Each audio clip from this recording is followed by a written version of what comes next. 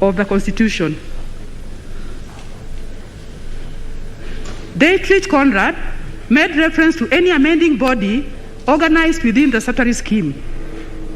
And Professor Yaniv Rosnai extends the limitation to the exercise of constitutional legislative power and expresses the view that amendment power is sui generis, as it is neither a pure constitutional power nor an expression of original constituent power, and that it is an exceptional authority, yet limited. There are two propositions from these definitions. First, that a constitution has a basic structure. And second, that amendment of the basic structure by any amending body under the Constitution is not permissible if it will substantially alter or destroy the basic structure or identity of that Constitution.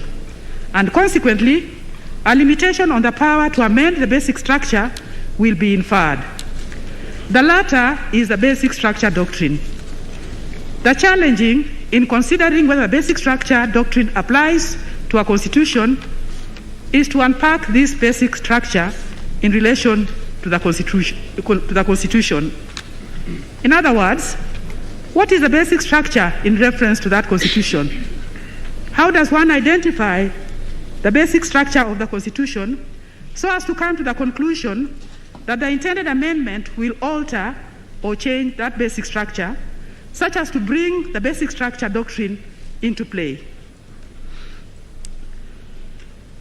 The general complaint that has been leveled against the judgment of the High Court in regard to the finding at paragraph 474F, which I have quoted in my judgment, but which I will now not read. The general complaint is that the foundational structure described by the judges as covering preamble, the 18 chapters, and the 6 schedules of the Constitution essentially means that the basic structure covers the whole Constitution. To use Ugandan Chief Justice Katurebe's illustration, which he gave in the Mabarizi appeal, the description of the High Court would not only include the foundation, the pillars, the walls and the trusses, but even the roof, the doors, and the windows. A strict interpretation of the basic structure doctrine with this understanding of the basic structure would mean that the basic structure of the Kenya Constitution would literally consist of the whole Constitution. And therefore, it would be saying the whole Constitution cannot be amended in a way that alters or changes the Constitution. Indeed, the honorable judges of the High Court were of the view that such an amendment can only be done through the exercise of the people's primary constituent power.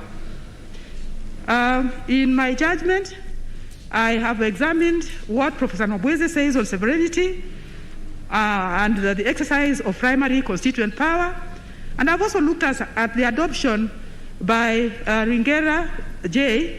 in the Njoya's case of what Professor Nobweze says.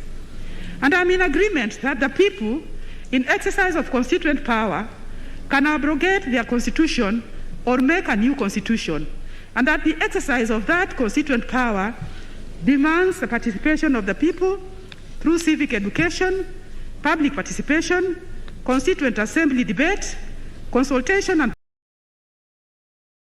public discourse, and this is the exercise of the primary constituent power as explained by Professor Nobweze, Professor Rosnai, and applied by Justice Ringera. As defined by Professor Rosnai, primary constituent power is distinct from secondary constituent power. The latter is what Ringera J. addressed in considering whether Parliament had powers under Section 47 of the former Constitution to make amendments that would result in the repeal or abrogation of the Constitution or the enactment of a new Constitution.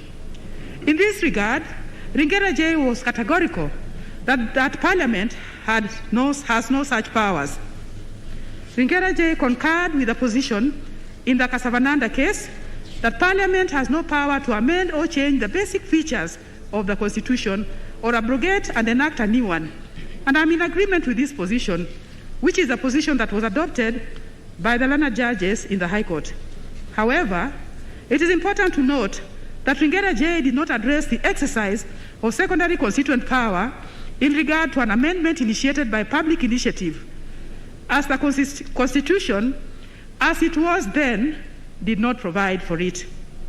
In my view, the people can exercise their sovereignty in constitution making through their secondary constituent power by either delegating to Parliament or reserving to themselves the power to amend the Constitution.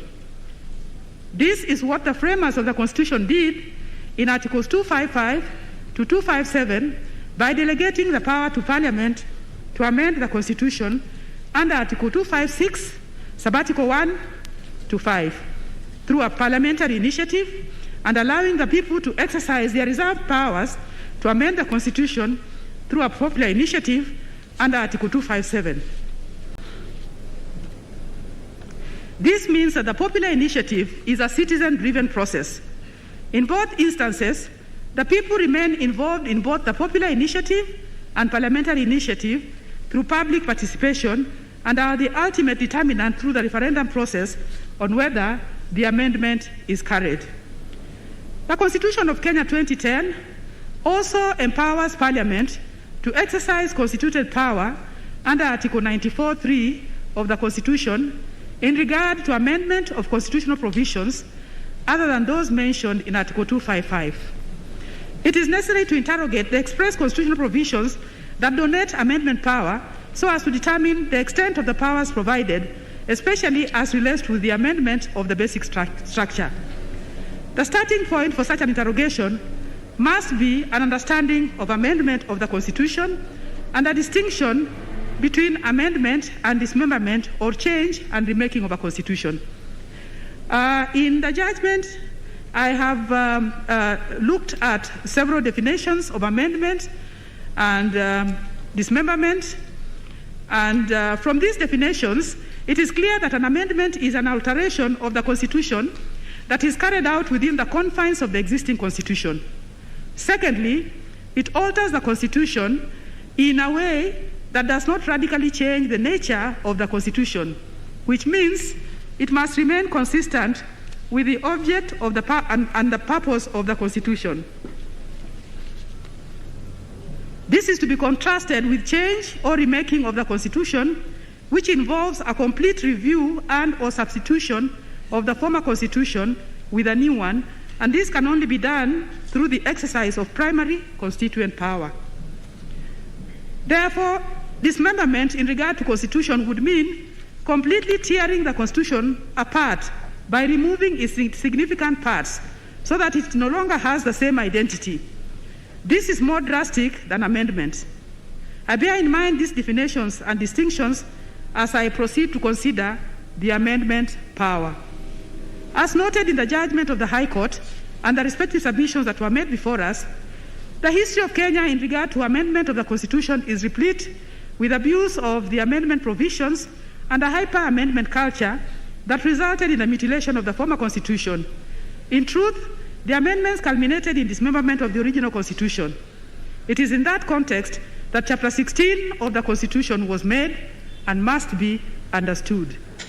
The framers of the Constitution no doubt wanted to make sure that a situation does not arise where the amendment provisions are abused in a way that results in dismemberment. Dismemberment of the Constitution or negates the spirit and purpose of the Constitution. Nonetheless, they incorporated a specific chapter in the Constitution dealing with amendment of the Constitution, leaving no doubt that they accepted the fact that there will be situations in which there will be need to amend the Constitution. The amendment provisions in Chapter 16 were made with abundant caution, as Article 255 provides not only for amendment of the Constitution to be made either through Parliament or through a popular initiative, but also provides a higher threshold for amendments relating to certain thematic areas of the Constitution. The thematic areas have been identified in Article 255, and I have reproduced them in my judgment. I will not go through them now. But it appears to me that the framers of the Constitution, either consciously or unwittingly, identified the basic structure of our Constitution through Article 255. In my view, the thematic areas that have been identified are crucial and form the pillars of the Constitution. For example, without the thematic areas of the supremacy of the Constitution, the territory of Kenya, and the sovereignty of the people, the document would not have its identity and would be a completely different document from what was envisaged by the people and the framers of the Constitution. Without the national values and principles of governance, the Bill of Rights, and the independence of the judiciary, the Constitution would be a hollow document, not protecting the rights of the people or serving the interests of the people of Kenya as was intended. That is to say that the framers of the Constitution of Kenya 2010, conscious of these thematic areas as the main pillars forming the basic structure of the Constitution, nonetheless provided a leeway for amendment of these thematic areas, putting in place appropriate safeguards, including the people's participation and final decision on the amendments. This is a clear indication that in regard to amendments, the Constitution of Kenya 2010 is explicit and self-sufficient. The key question in considering whether the basic structure doctrine applies in Kenya is whether, notwithstanding the express provisions for constitutional amendment contained in Chapter 16 of the Constitution and the limitations imposed therein, additional implied conditions that limit the amendment power can be inferred relying on the basic structure doctrine, and whether there are any eternity clauses or provisions of the Constitution that are unamendable. As my brother Judge Gatembo stated, the concept of a basic structure is not a new concept in our jurisdiction. Like him, I have also identified a few cases where this concept was discussed by the courts. And from the submissions that were made before us, it is clear that the issue of constitutional amendments is a topical issue that has elicited opinions, debates, and scholarly writings from jurists and academicians. It has also been subject of litigation in several jurisdictions. In discussing constitutional amendments, the paradox of unconstitutional constitutional amendments has come to the fore. Like the opinion of doctors, the opinion of legal experts is divided, some in agreement, others in disagreement. Legal and academic writers in the academic discourse give us theory of what the ideal constitution should look like and what should be the aspiration in making the constitution. But constitutions are like human beings. They are never perfect. Each constitution responds to different circumstances in a social setup that is not necessarily the same as another. Constitutions cannot therefore be the same. Many times, as happened during the constitutional review process in Kenya, compromises and concessions have to be made in order to arrive at an agreement. Furthermore, although the people make the constitution with assistance from experts, the views of experts, important as they are not always followed. These are all important factors in the interpretation of the Constitution. Amendment of constitutions are often necessary to respond to situations or changing circumstances in the particular society. Likewise, the framers of the Constitution of Kenya 2010 recognized the need for development of the Constitution and provided for it in Article 259. This article obligates an interpretation of the Constitution in a manner that not only promotes its purposes, values, and principles, but also advances the rule of law, the human rights and fundamental freedoms, and permits the development of the law and contributes to good governance. Thus, the Constitution must be interpreted in a balanced way that achieves all these aims. As already noted, Article 255 provides a limitation to the amendment power in the identified thematic areas. It provides a higher threshold for alteration of any part of the basic structure identified in Article 255. Such amendments can only be done within the constitutional boundaries so that the amendment does not distort or deviate from the original purport of the Constitution. Under Article 257, the people can call in their reserved secondary constituent amendment powers through a popular initiative. But the exercise of that power must remain subservient to the Constitution because it is a power that, unlike the primary constituent power, emanates from the Constitution. The amendment must serve the Constitution to the extent of developing it without deviating from its original purport. the amendment must remain faithful to the Constitution. The exercise of the secondary constituent power under Article 257 of the Constitution through an amendment by a popular initiative is not inconsistent with the basic structure doctrine, though slightly different from the application in India, to the extent that the power is expressly provided for in the Constitution, and the amendment initiative neither originates from Parliament nor does Parliament have the final say.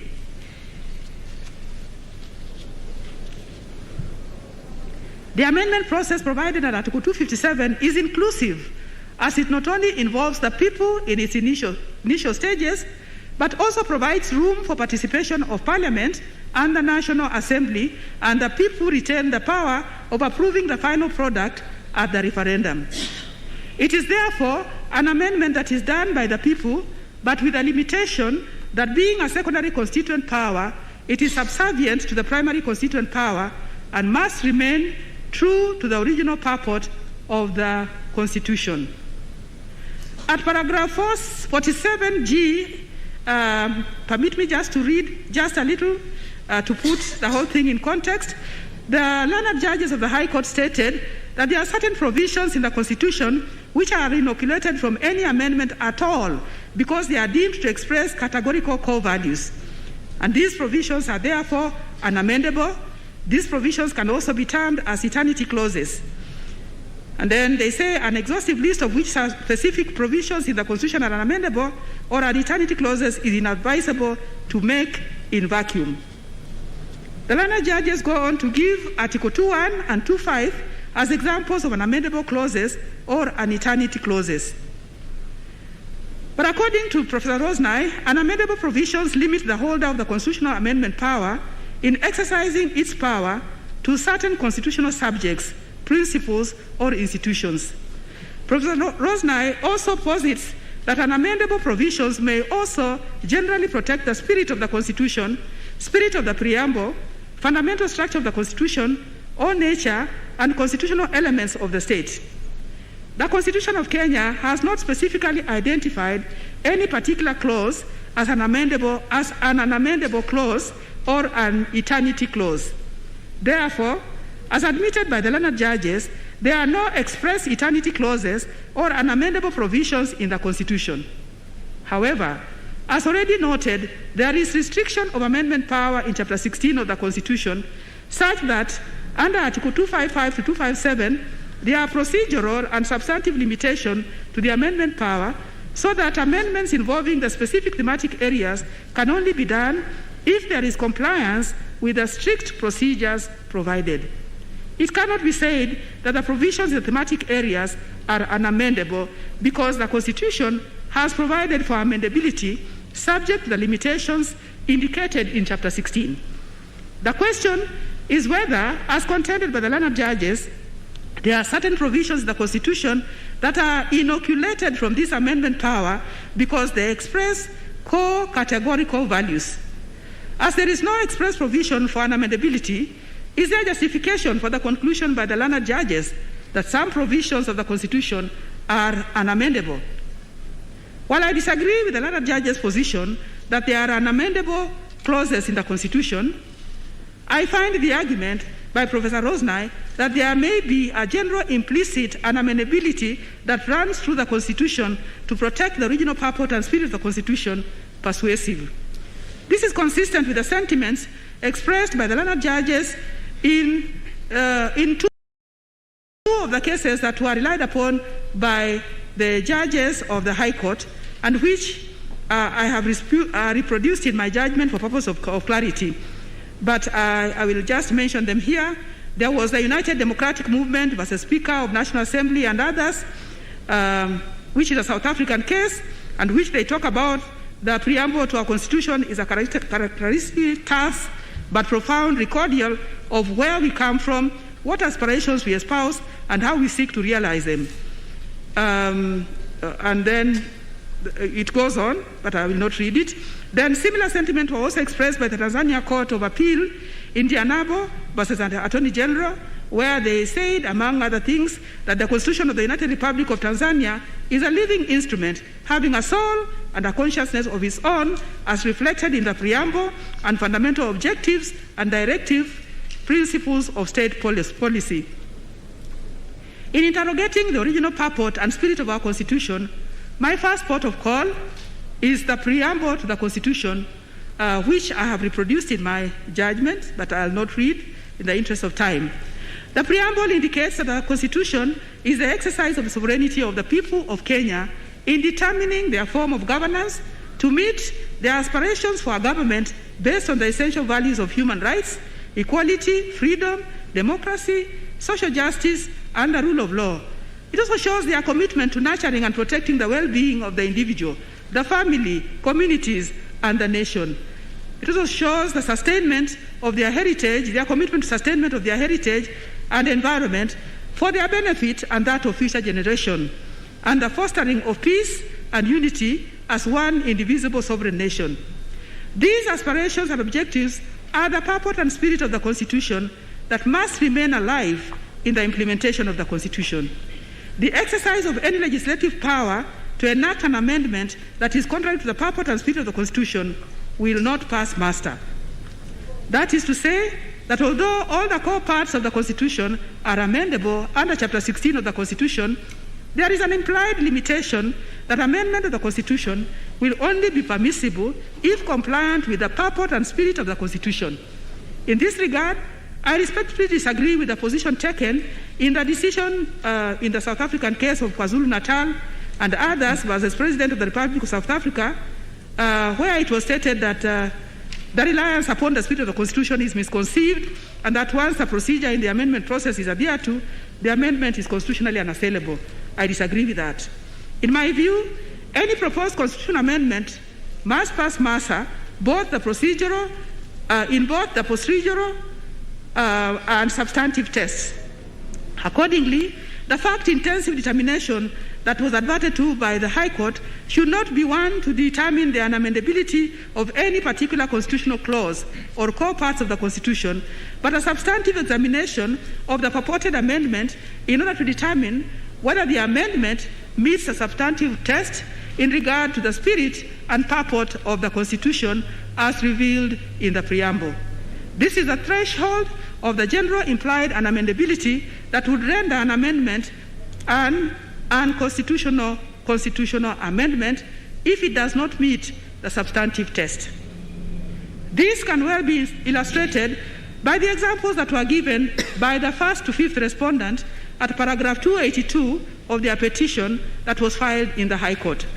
For instance, an amendment to Chapter 2 of the Constitution to divide Kenya into two would fall into the thematic area of supremacy of the Constitution and would be contrary to the people's determination as espoused in the preamble to live in peace and unity as one undivided nation.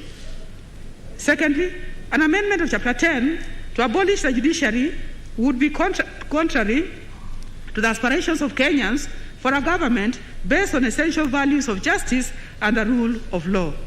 Another example, an amendment of Chapter 4 to abolish the right of an accused person to a hearing would be contrary to human rights, justice, and the rule of law. An amendment of Chapter 1 to relinquish control over Kenya to Uganda or any foreign power would be contrary to the people's sovereign power and their determination to live in unity as one indivisible foreign nation. So the examples are purported amendments that touch on the basic structure of the Constitution as identified through the thematic areas stated in Article 255, Subarticle 1 of the Constitution. The purported amendments may meet the procedural strictures provided under Chapter 16 of the Constitution, but would not meet the threshold of the general implied unamendability in regard to the spirit and purport of the Constitution as revealed in the preamble.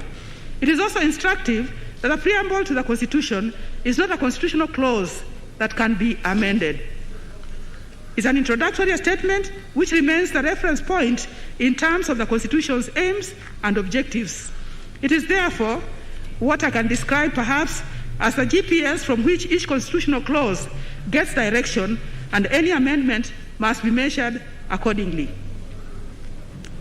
So with all that, my finding on the basic structure, rather my conclusion on the basic structure is, first, that the Constitution of Kenya has a basic structure which has been identified by way of thematic areas in Article 255, Subarticle 1 of the Constitution.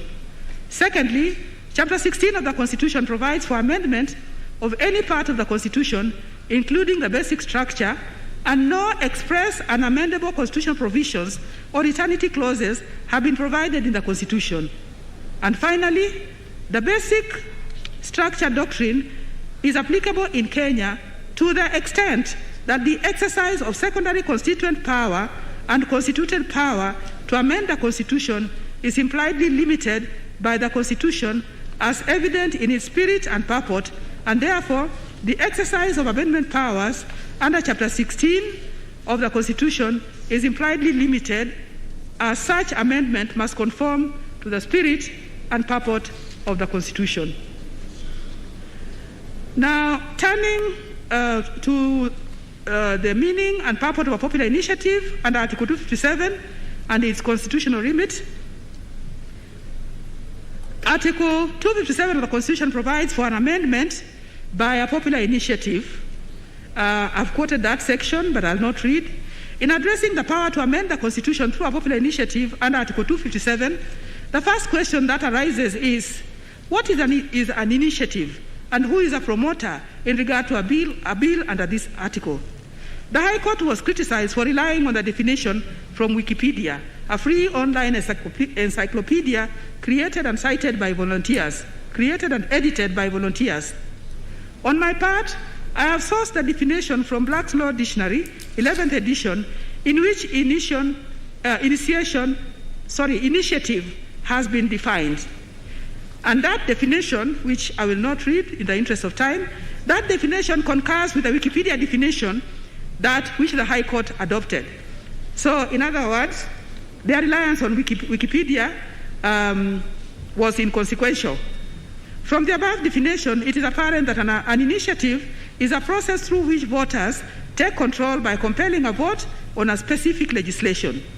This means that the process must be a process initiated by a voter or voters as opposed to their representative.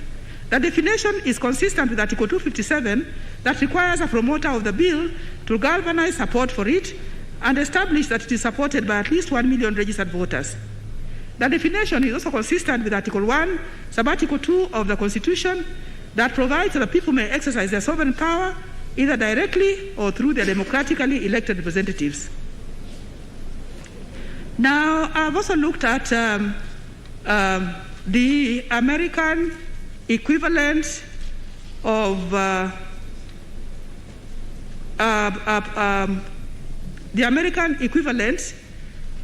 which is referred to as the American equivalent of a popular initiative, which is referred to as a constitutional initiative.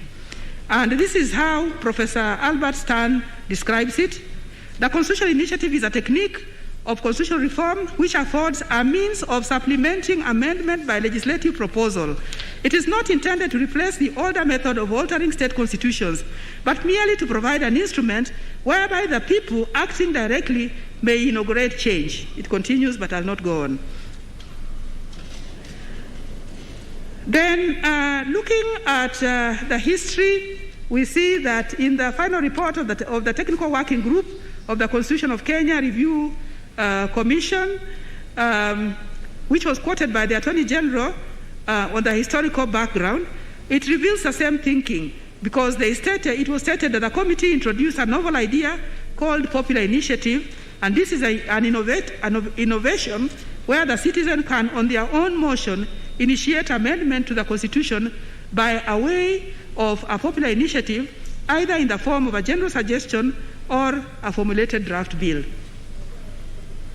So the framers of the Constitution, having provided under Article 256 for a parliamentary initiative, it follows that the second avenue of a popular initiative was intended for the people and not their representatives, such as members of parliament or the president.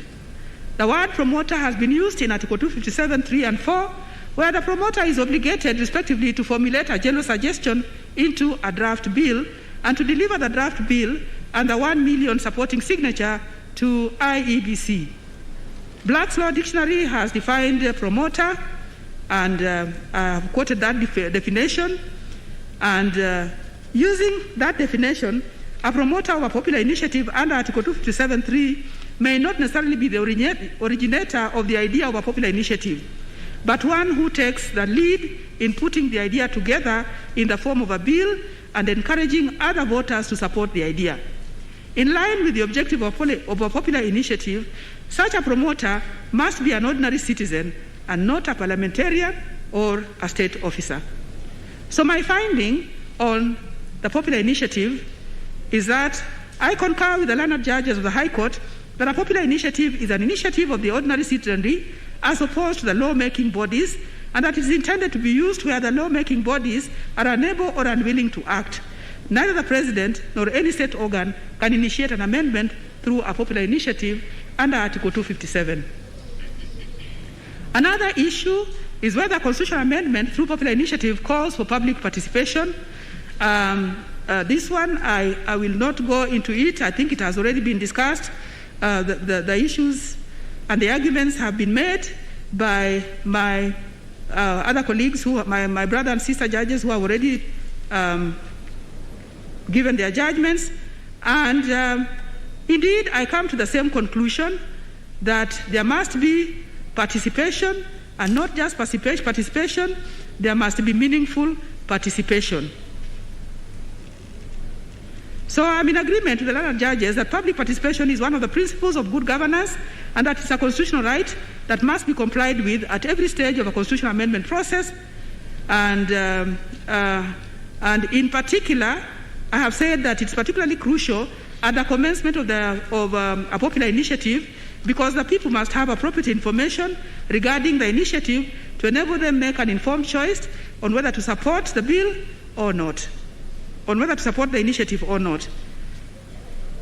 And therefore, the adequacy of public participation at the outset is very crucial.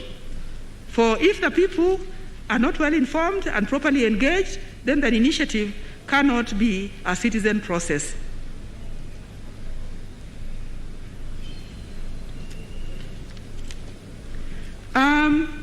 One other issue with regard to participation, the appellants argued that it was for the respondent who were alleging that there was no public participation to prove this fact.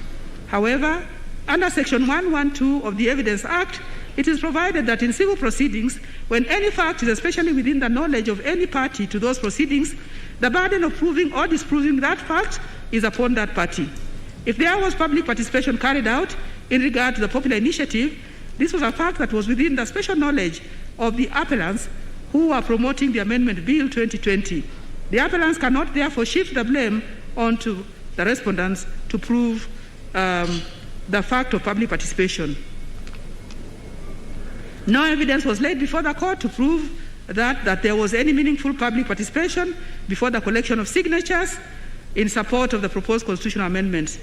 And I therefore uphold the finding of the learned judges that the BBI Steering Committee, as the promoter of Kenya Constitutional Amendment Bill, failed to comply with the key constitutional requirement of giving people information and sensitizing them prior to the collection of signature, and this rendered the process constitutionally unsustainable. With regard to the procedure in the county assemblies and parliament, it has already been referred to by my colleagues, and I concur that the mandate of the county assembly in interacting with the public initiative is only to consider, at that stage, is only to consider and either approve or reject the draft bill.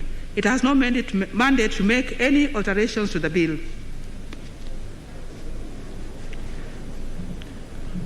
On the legality of the BBI process and the President's involvement, the popular initiative leading to the publication of the Constitution of Kenya Amendment Bill 2020, which is what I refer to as Amendment Bill 2020, originated from a process that has become commonly known as Building Bridges Initiative, BBI.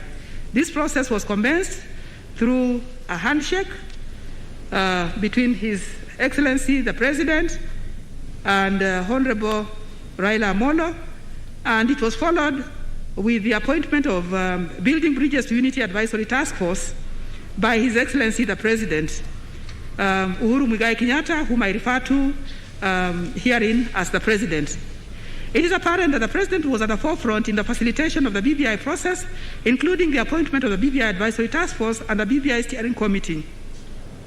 The Gazette notices were duly signed by the Head of Public Service, confirming that the appointments were made by the President in his official capacity. While the respondents submitted that the President abused his powers in engaging in the BBI process, the appellants asserted that in facilitating the BBI process, the President was exercising his authority under Article 131E, as read with 131(2)(c) of the Constitution, in promoting and enhancing the unity of the nation. And Article 131E states that the President is a symbol of national unity. 131(2)(c) gives him the authority of promoting and enhancing unity. So the process leading to the handshake between the President and Honorable Raila Odinga, the formation of the BBI Advisory Task Force and the BBI Steering Committee, and the consequent amendment bill is, in my view, akin to the National Accord or Peace Initiative that was signed on 25th of February 2008 between former President Mwai Kibaki and his erstwhile rival, Honorable Raila Odinga, with a view to implementation of a reform agenda to bring peace and address the recurrent conflict in the country. As explained in the Kivuitu case, which I have quoted and referred to there, the signing of the National Accord resulted in the former President appointing an independent review commission under the Commissions of Inquiry Act, whose mandate included examining the constitutional and legal framework for the conduct of elections, the organization and management structure of the Election Commission of Kenya, and its capacity to conduct electoral operations with a view to recommending electoral reforms.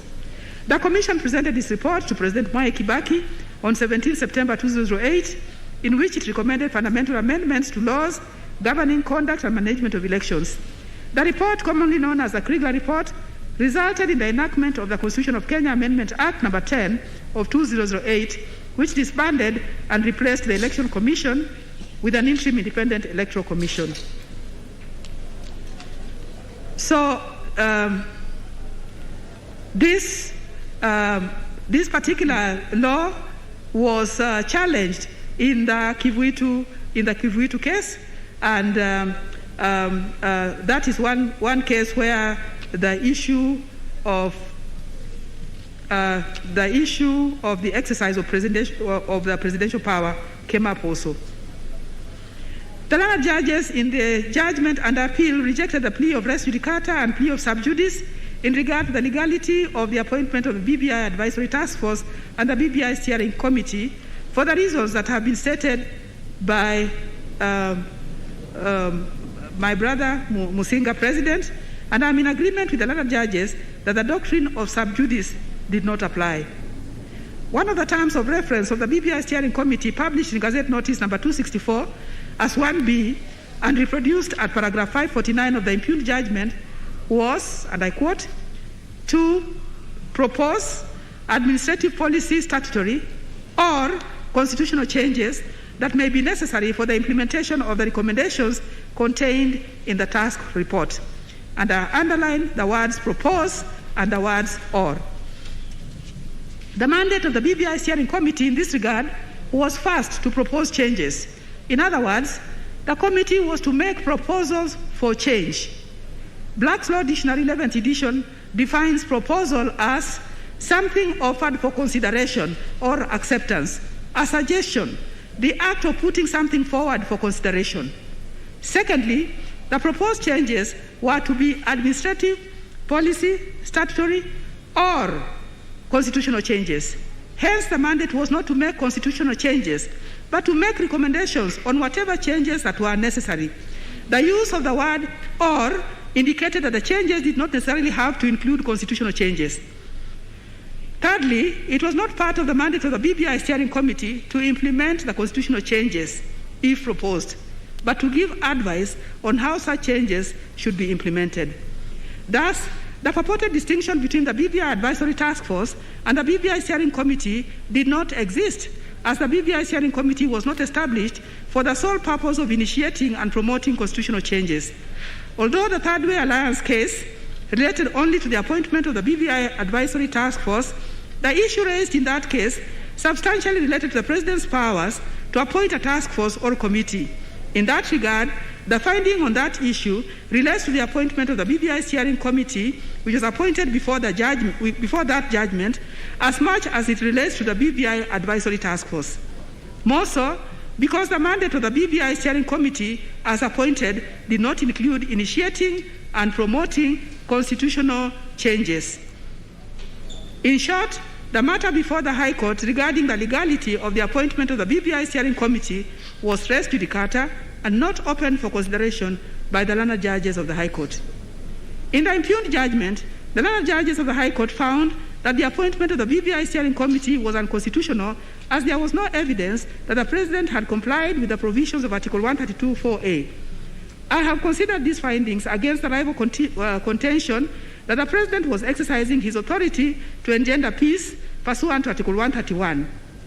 Given the background to the BBI process, as I've already adverted to, the initiative leading to the BBI process was not any different from the peace accord that was signed between President Kibaki and Honorable Raila.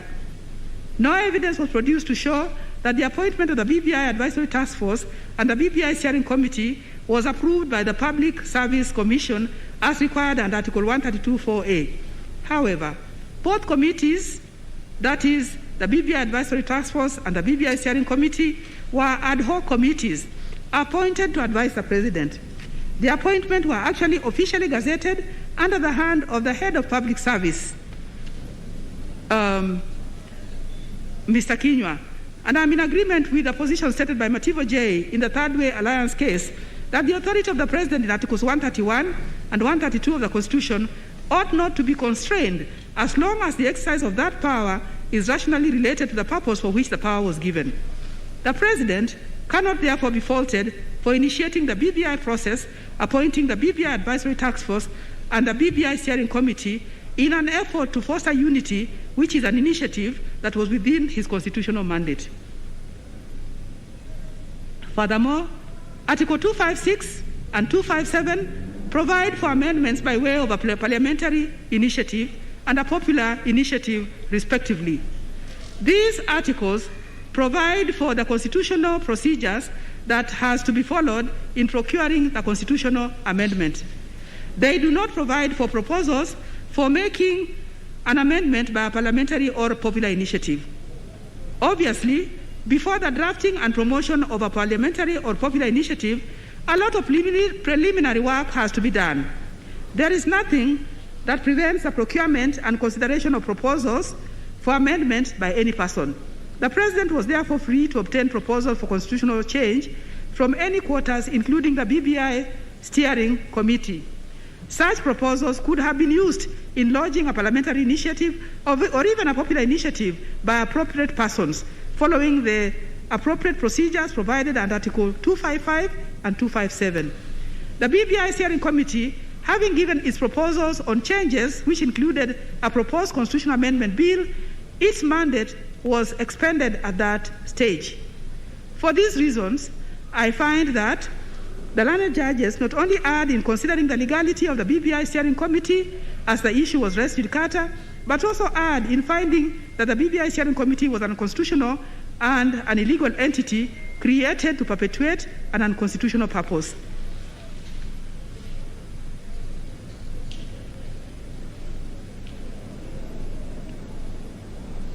The formation of the BBI Task Force and the BBI Steering Committee all appear to have been done in good faith to achieve that purpose.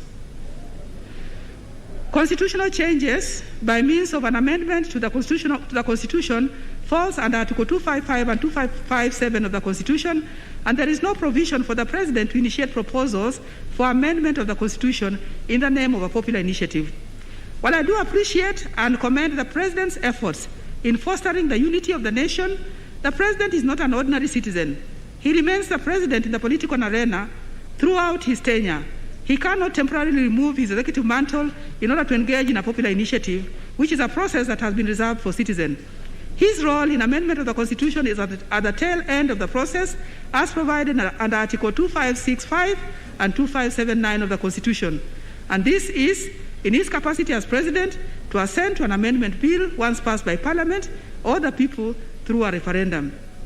It was all well for the President to appoint the BBI Steering Committee and receive the recommendations for legislative and constitutional changes. But having done so, the President ought to have engaged the government machinery or his party in pursuing these changes through the appropriate channel, possibly a parliamentary initiative. As already indicated, BBI was a peace initiative by the President.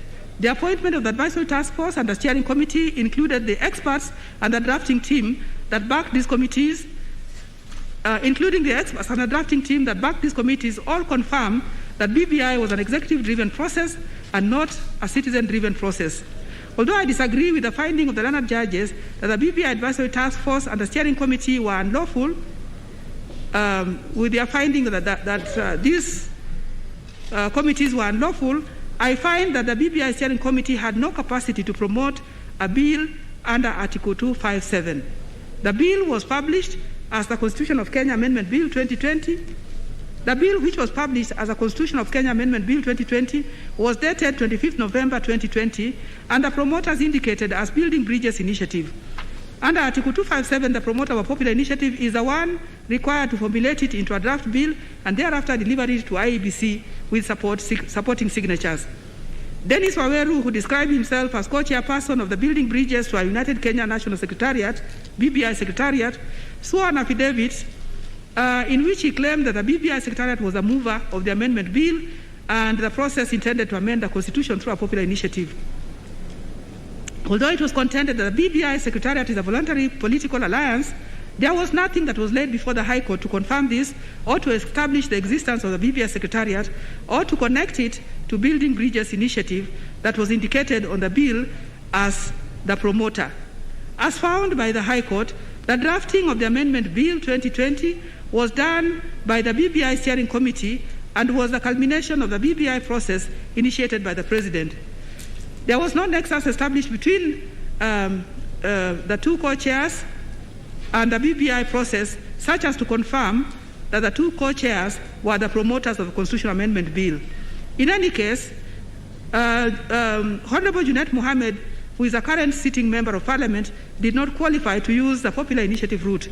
Both the President and Honorable Raila continued popularizing the BBI process and encouraged the collection of signatures in support of the constitutional change proposed through the BBI process.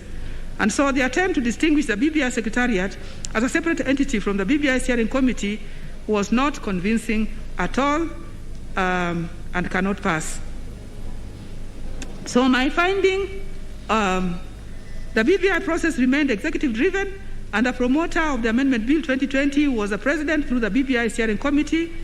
And as a popular initiative is a citizen-driven initiative, the attempt by the President to pursue a popular initiative through the BBI Steering Committee was unconstitutional and unlawful, and to that extent, neither the BBI nor the BBI Steering Committee had the competence to promote the draft Bill 2020.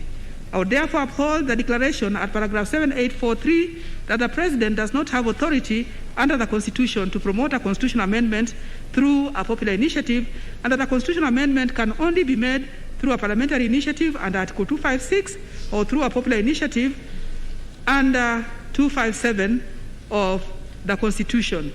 I would set aside the declaration at paragraph 784, Roman 4, and declare that the BBI Advisory Task Force and the BBI Steering Committee established by the President were not unconstitutional or unlawful entities.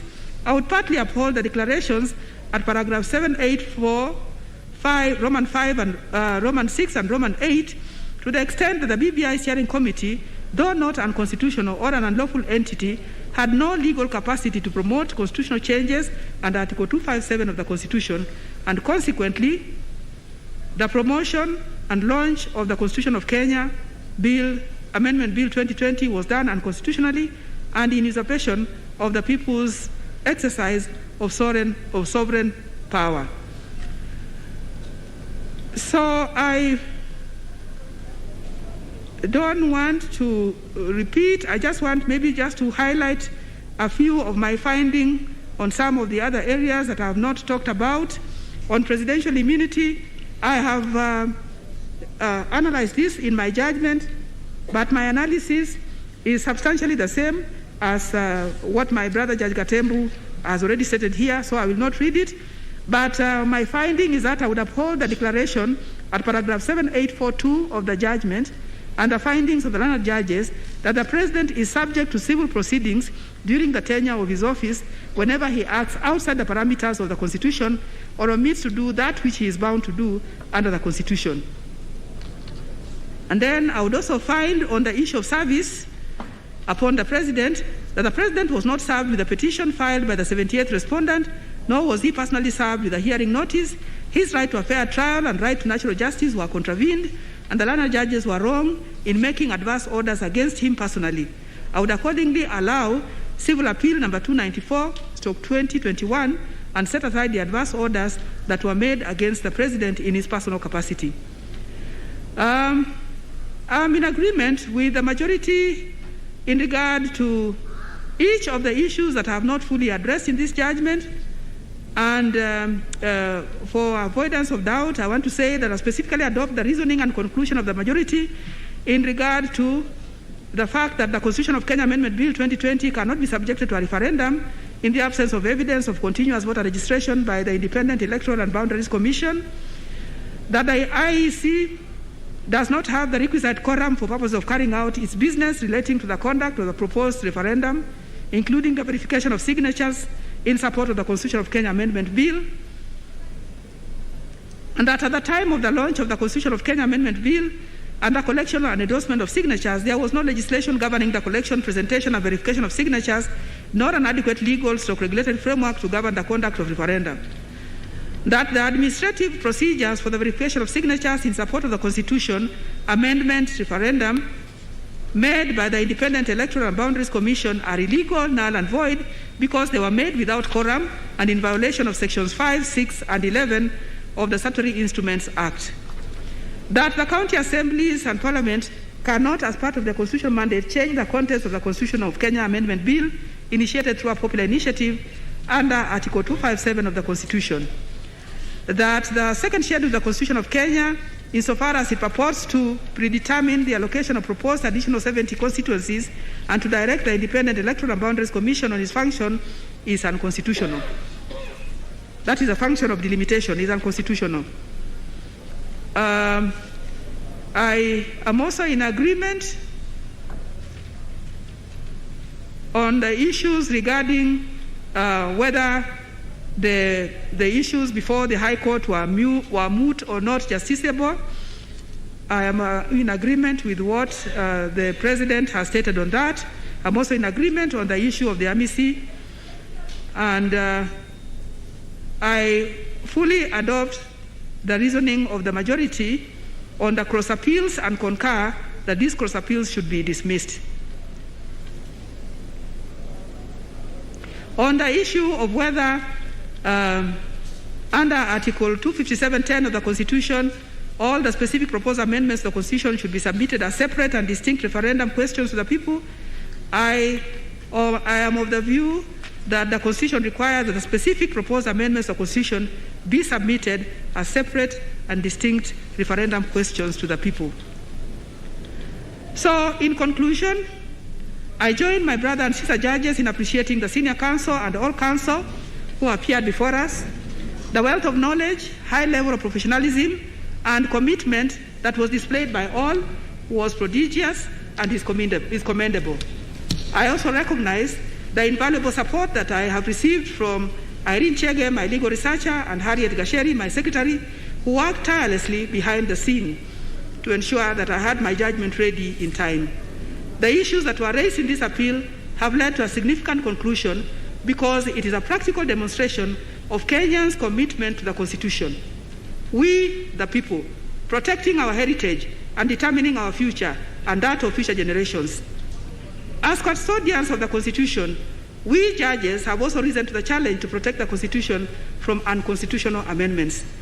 Ultimately, regardless of the outcome of this appeal, all the parties have won because the Constitution has won. The spirit and purpose of the Constitution remains alive. The final orders shall be as stated by my brother Musinga, President. Thank you. Thank you very much, my sister, Lady Justice Okwengu.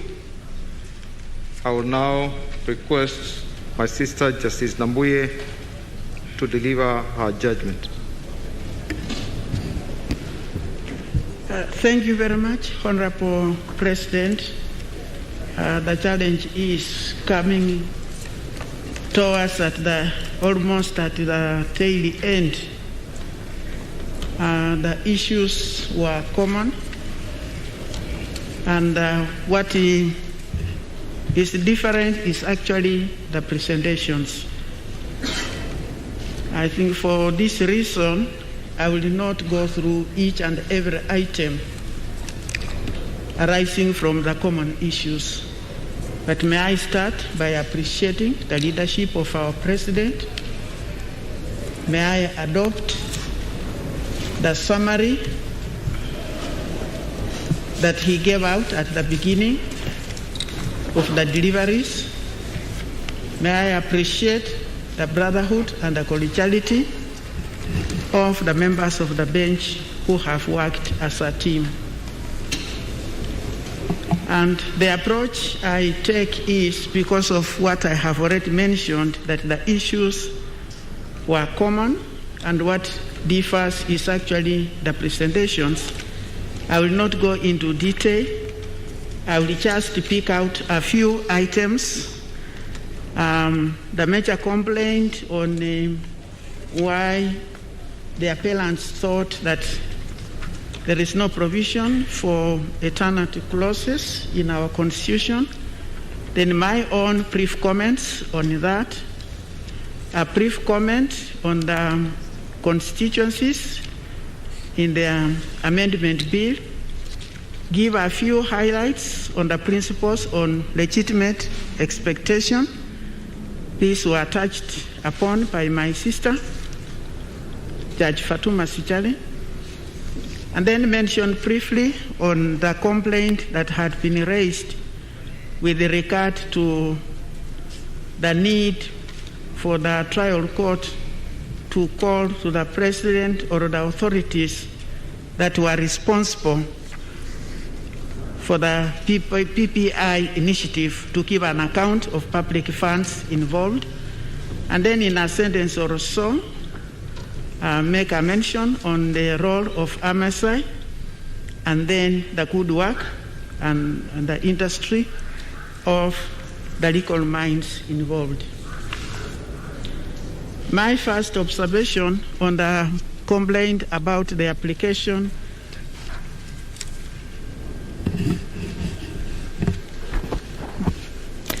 of eternity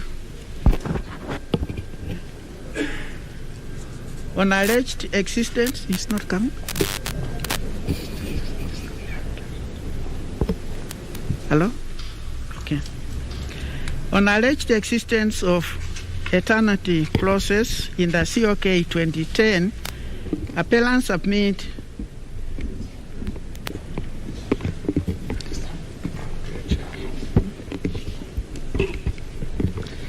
Can we get some assistance?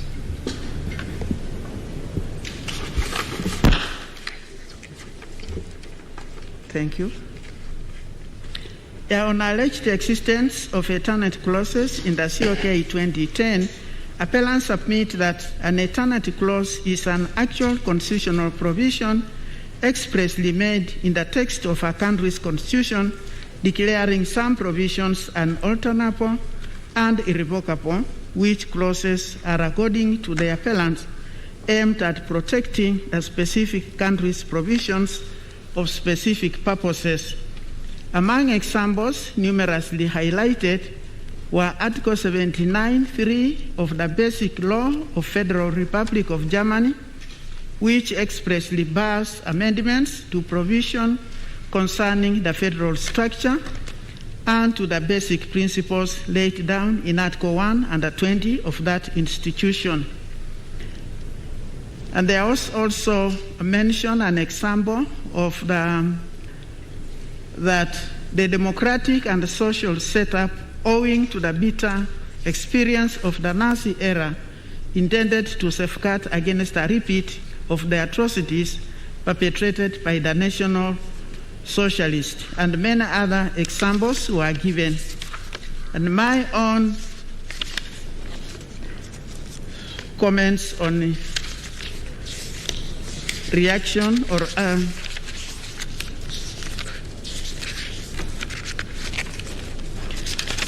my observations is that on the alleged existence of eternity and unamendable clauses in the COK 2010, the position I take is that taken by the appellants, that these do not exist.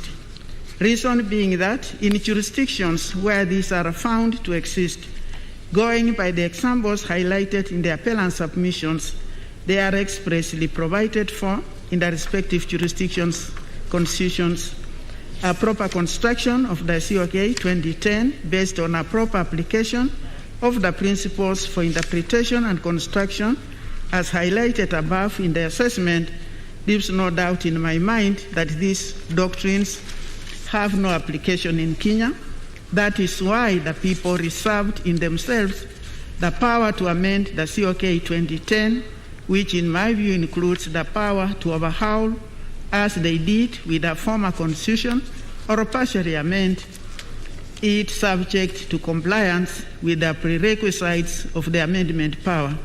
Second, going by the guiding principles in Article 10 of the Constitution, there is nothing therein to suggest that the Kenyan society will remain static in its lifespan, so as to stick to the value system as obtained at 2010 when the COK 2010 was promulgated.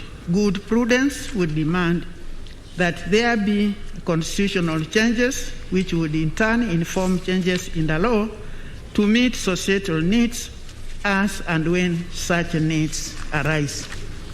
And on the issue of the constituencies as contained in the halted amendment process, I associate myself with what my colleagues have said, but for purposes of the record, I think I have something to say.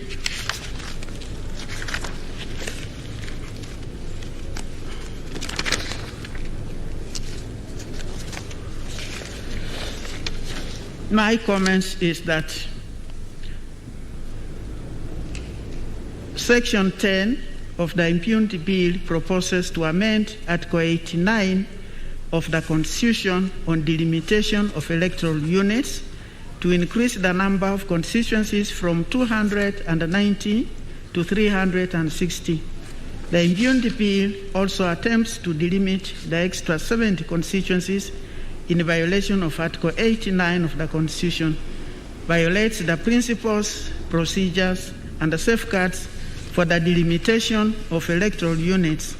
Section 10 of the Impunity Bill, as read with the second schedule thereof, seeks to defeat Article 892 of the Constitution by compelling IEPC to delimit boundaries before the time set by the Constitution and without going through the procedures and safeguards set out in the Constitution.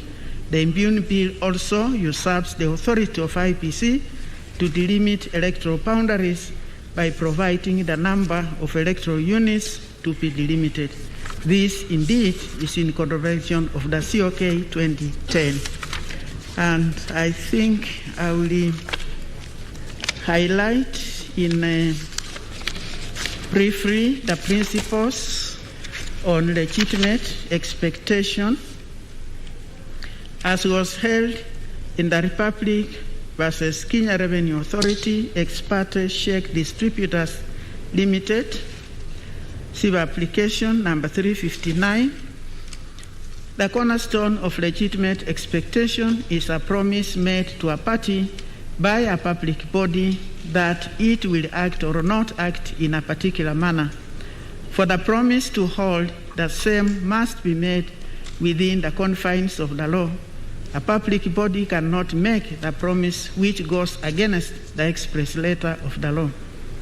Stated simply, legitimate expectation arises, for example, where a member of the public, as a result of a promise or other conduct, expects that he will be treated in one way, or the public body wishes to treat him or her in a different way. It is a requirement that for the doctrine of legitimate expectation to be successfully invoked, the expectation must in the first place be legitimate in the sense of an expectation which will be protected by law, and there are various authorities which I have also indicated. In other words, since the doctrine of legitimate expectation is based on consideration of fairness, even where benefit claimed is not procedural, it should not be invoked to confer an unmerited or improper benefit. There are also case law. For the sake of time, the answer, this is in answer to the cross appeal of the 15th respondent. And the answer is in the negative, as PPI's invitation for public input on the policy issues involved made no mention that any requests or recommendations by any participating entity would be taken on its face value. Lack of such an assurance prima facie donated discretion in both the task force and the steering committee to choose what to include in the end product action plan and what to leave out. Stated simply, legitimate expectation arises, for example, where a member of the public, as a result of a promise or other conduct, expects that he will be treated in one way and the public body wishes to treat him in a particular way. So I agree with my brothers and sisters who have dismissed the cross appeal. I will mention shortly about the complaint on accountability with regards to the publication of the PPI Steering Committee to publish or cause to be published details of the budget and the public funds allocated and utilized in promoting the impugned bill. I associate myself and I agree entirely with the reasoning and the assessment of the judges after construing Article 35 in conjunction with the provisions of Access to Information Act 2016. I find that the cross appellants did not follow the correct procedure to seek that information from the litigants before coming to court to have them enforced in their favor. And I also join my colleagues in commenting the good workmanship, the respect amongst the senior and the junior, and the respect both ways. And I think if we continue this way, we are going to put the legal profession here on the world map. I had never experienced such calmness, such respect for the 44 years I have been on the bench. Thank you, Mr. President. Thank you very much, my sister Justice Nambuye, for your good summary. Now, for purposes of record, I want to say that I carefully summarized all the submissions that were made before this court by all the parties, and I will not read that. And I identified 21 thematic issues, which I will just read them and give you my brief views on each. after which I will then deliver the final orders of the court based on the findings of each one of us. So, the thematic areas that I identified and which we have addressed variously in our judgments are as follows.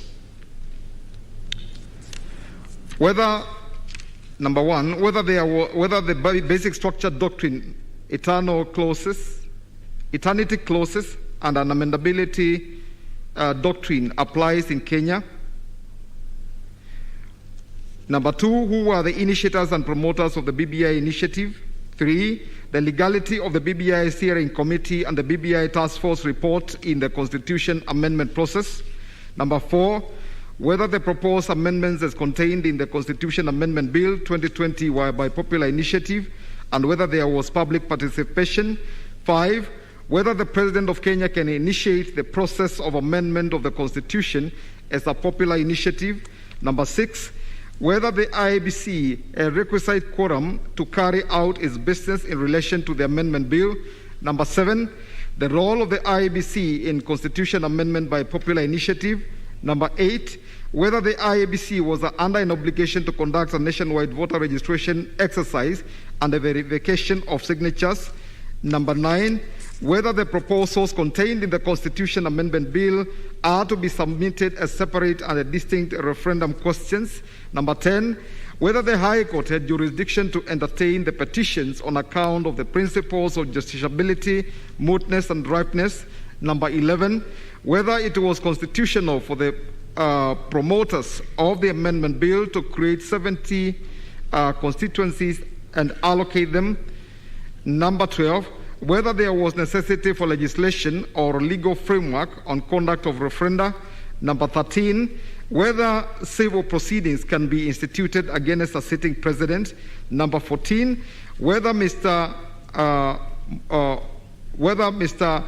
Muigai Uhuru Kenyatta, as he was named by Mr. Oluchier, was served with the petition number E426 of 2020 and the effect of the orders made by the High Court against his person.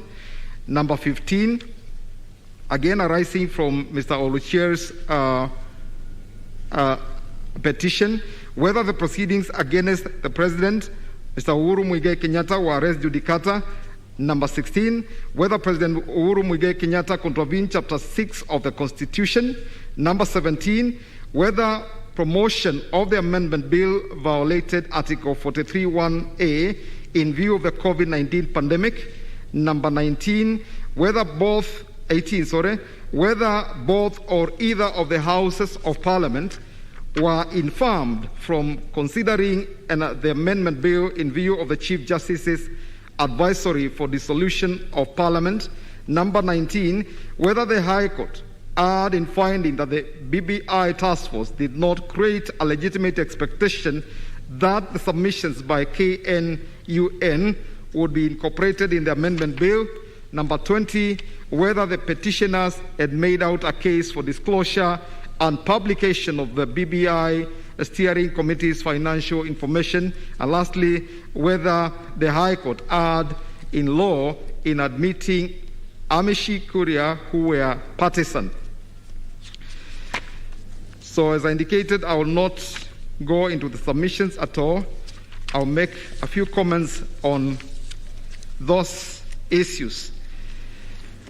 On the basic structure doctrine, an amendability theory and eternity clauses and their applicability in Kenya, I had the benefit of reading in draft the elaborate opinion of my brother Justice Kiage on this issue, and I substantively agree with his lordship's views and findings.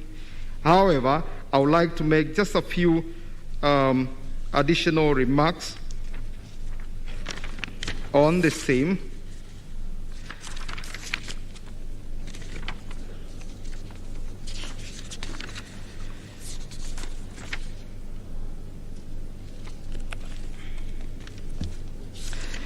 Taking into consideration the submissions by all the parties as far as the issue of basic structure is concerned, I do not think that there is any serious contestation that the Constitution of Kenya 2010 has a basic structure. What is not agreed upon are the matters that form the basic structure. The Attorney General, the BBI Secretariat, and the Honorable Raila Odinga argued that what constitutes the basic structure are the entrenched provisions listed under Article 255(1), which says as follows. I will not read what it states.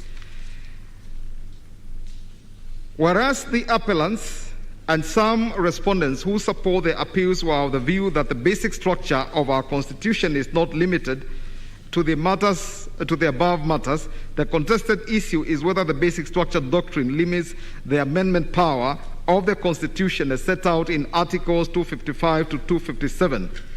Related to that issue, the first to fifth respondents argued that the amendment bill, though styled as introducing various amendments to the Constitution, it actually proposes a dismemberment of the Constitution. And they cited Richard Albert in his book, Constitutional Amendment and Dismemberment. Then I pose a question. What is a constitutional amendment? In their petition, the first to fifth respondents stated, and I quote, constitutional amendments come in two types. They can either be corrective or elaborative. Properly defined, a constitutional amendment is a correction made to better achieve the purpose of the existing constitution. I jump and read another paragraph. A constitutional amendment can also be elaborative. An elaboration is a larger change than an amendment insofar as it does more than simply repair a fault or correct an error in the constitution-making project, but does so in line with the current design of the Constitution. Instead of repairing an error in the Constitution, however, an elaboration advances the meaning of the Constitution as it is presently understood. End of quote. I agree with the first to fifth respondent submission that an amendment corrects or modifies the existing system without fundamentally changing its nature. That an amendment operates within the parameters of the existing Constitution, as stated by Walter Murphy in Constitutions, Constitutionalism and Democracy, Transitions in the Contemporary World. It follows, therefore, that any amendment that alters the Constitution, it follows, therefore, that any amendment that alters the Constitution fundamentally, the Constitution's fundamental values, norms, and institutions cannot pass as an amendment. It is in the nature of dismemberment. In my view, the omnibus constitutional amendment bill that seeks to fundamentally alter certain constitutional pillars of our supreme law, like the concept of separation of powers and the independence of the judiciary, is not an ordinary constitutional amendment. It amounts to a dismemberment of the Constitution. Let me illustrate this closely. Let me illustrate this by closely considering some aspects of the impugned amendment bill. This omnibus bill is titled A Bill for an Act to Amend the Constitution by Popular Initiative. It contains 74 proposed constitutional amendments. Some of the proposed amendments have the effect of interfering with the concept of separation of powers, which is well ingrained in our Constitution.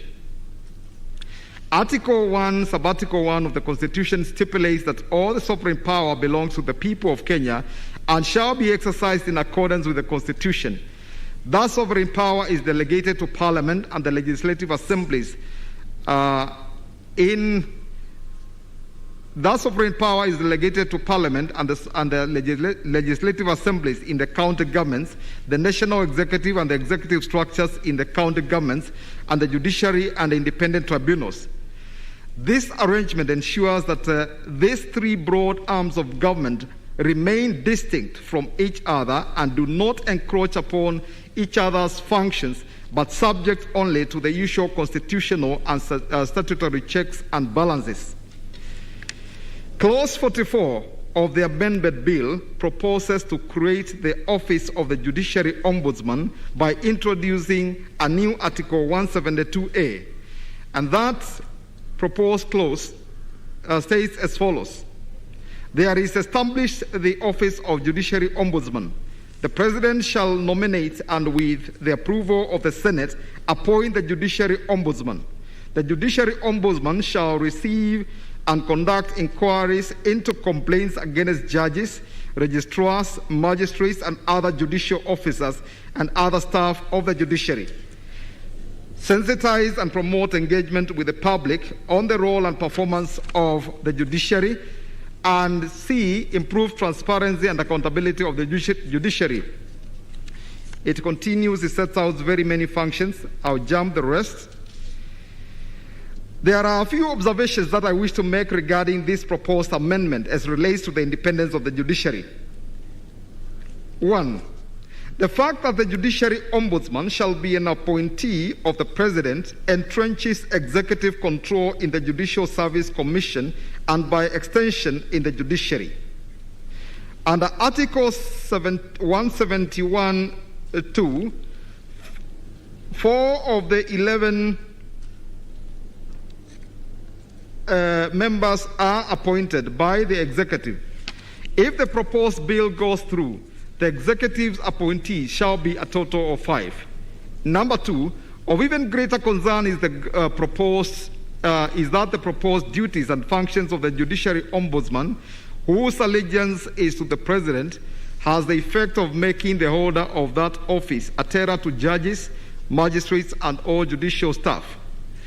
That office shall not only receive and conduct inquiries with the complaints against judges, magistrates, registrars, and all judicial staff, but will also play a critical role in the removal of judges.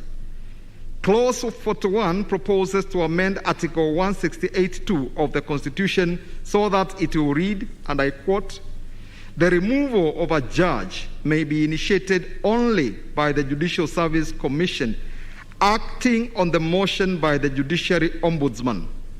End of quote.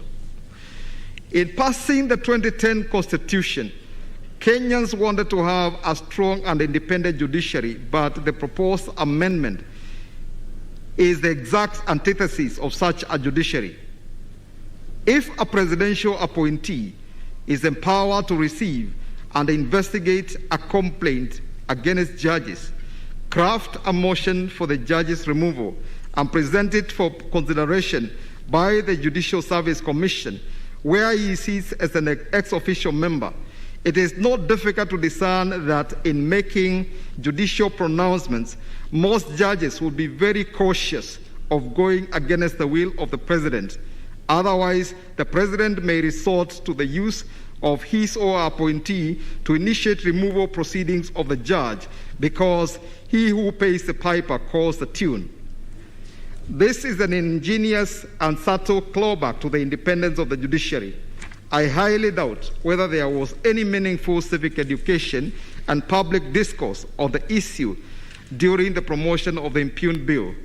Decisional and institutional independence of the judiciary in a democratic state should be jealously guarded, and before any constitutional amendment that is likely to interfere with the same is made, the people must be given an opportunity to exercise their primary constituent power. In the final report of the Constitution of Kenya Review Commission, clause 13.5.4 at page 209, among the things that the people said about the judiciary are as follows, and I quote, "The independence of the judiciary should be entrenched in the Constitution.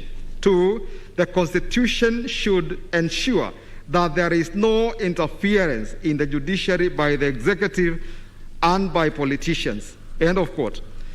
If this is not executive interference in the work of the judiciary, then I do not know what else amounts to such interference. Number 5, there seems to be a duplication of mandates between the Judicial Service Commission and the Judiciary Ombudsman insofar as the function to receive and investigate complaints is concerned.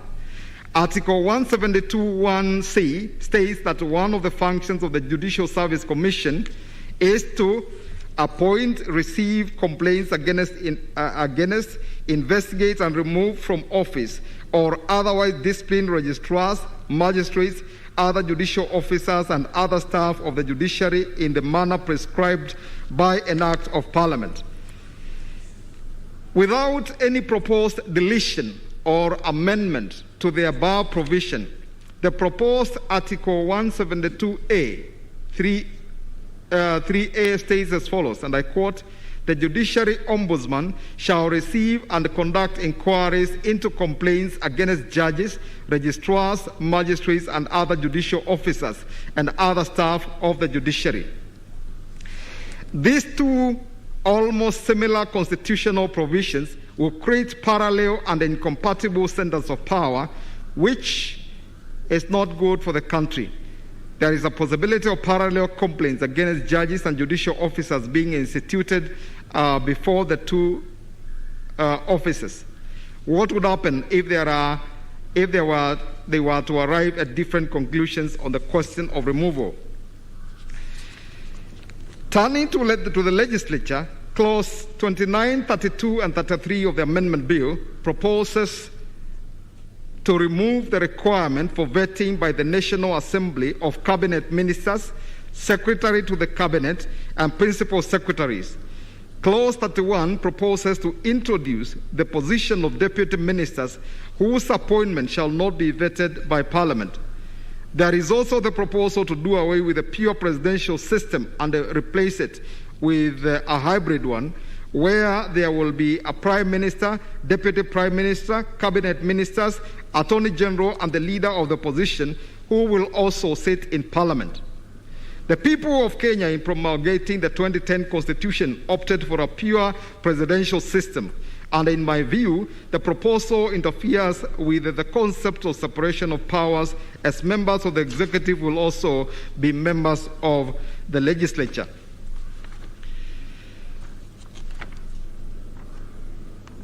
I'll briefly now look at the issue of increase of constituencies as proposed in the Amendment Bill.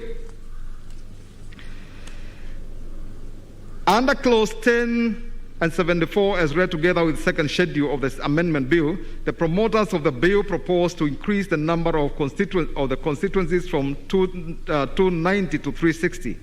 However, without proposing to delete Article 89(2) of the Constitution, which empowers the IEBC to review the names and boundaries of constituencies, the promoters decided to allocate the proposed 70 additional constituencies to 29 counties, but left it to the IEBC to determine their boundaries. The IEBC protested, and rightly so, saying that it has the exclusive mandate of delimiting constituencies as per Article 89(2). I have no hesitation in stating that the task of review of names and delimitation of constituencies exclusively belongs to the IEBC. The people of Kenya decided that the task of delimitation of boundaries should be handled by an independent commission following the criteria set out under Article 89, 5, 6, and 7 of the Constitution. The task of deciding which county should have extra constituencies should have been handled by the IEBC. Entrusting such a delicate responsibility to persons with declared political interest is tantamount to gerrymandering, which James Rowley describes, and I quote, as the process of dividing political units in ways that deliberately create advantages for incumbents or their political allies by placing voters based on their predicated behavior at the polls in districts that dilute the vote of some voters and consolidate the votes of others. End of quote. In conclusion, on that issue, it is not all the 74 proposed amendments that seek to fundamentally alter the basic structure of the social contract that Kenyans entered into when they gave to themselves the Constitution of Kenya 2010 after decades of political struggle. But the few that I have highlighted point to attempts to alter the fundamental aspects of the basic structure of our Constitution, and that to me is constitutional dismemberment.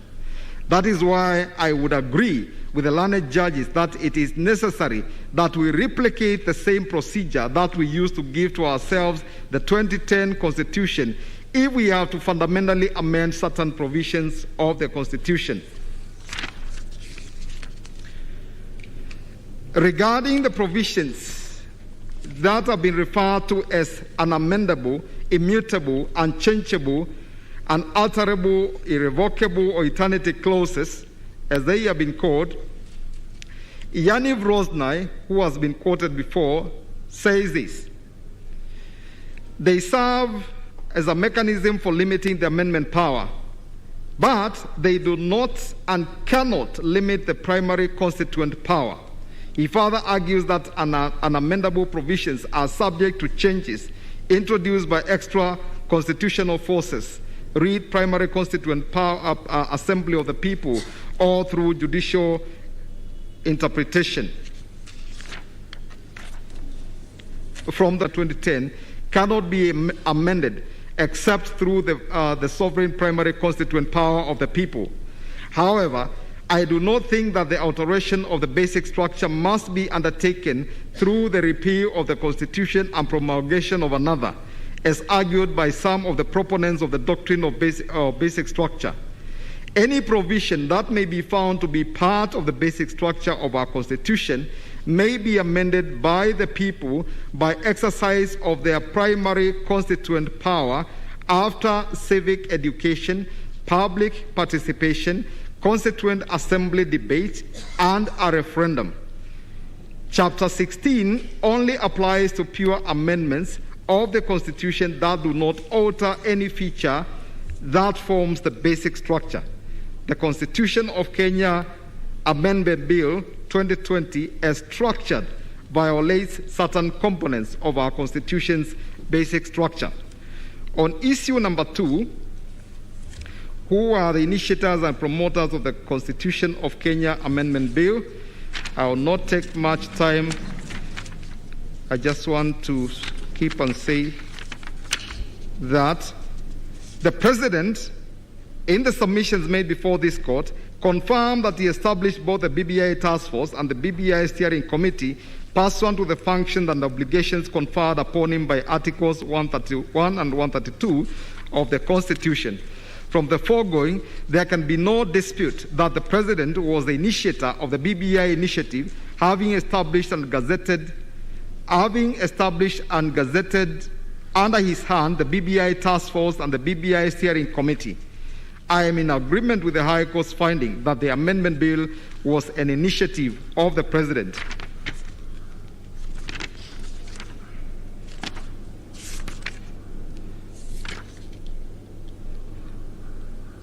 On the question of the promoter of the amendment bill, the BBI Secretariat and Honorable Raila Odinga, through their senior counsel, Mr. Otiende Amolo, submitted that the bill was promoted by Honorable Junet Mohammed and Honorable Dennis Waweru, the co-chairpersons of the BBI National Secretariat. The same argument was also advanced by the Attorney General, who added that the BBI Secretariat was a voluntary political alliance of political players in Kenya, distinct from the BBI Task Force and the BBI Steering Committee.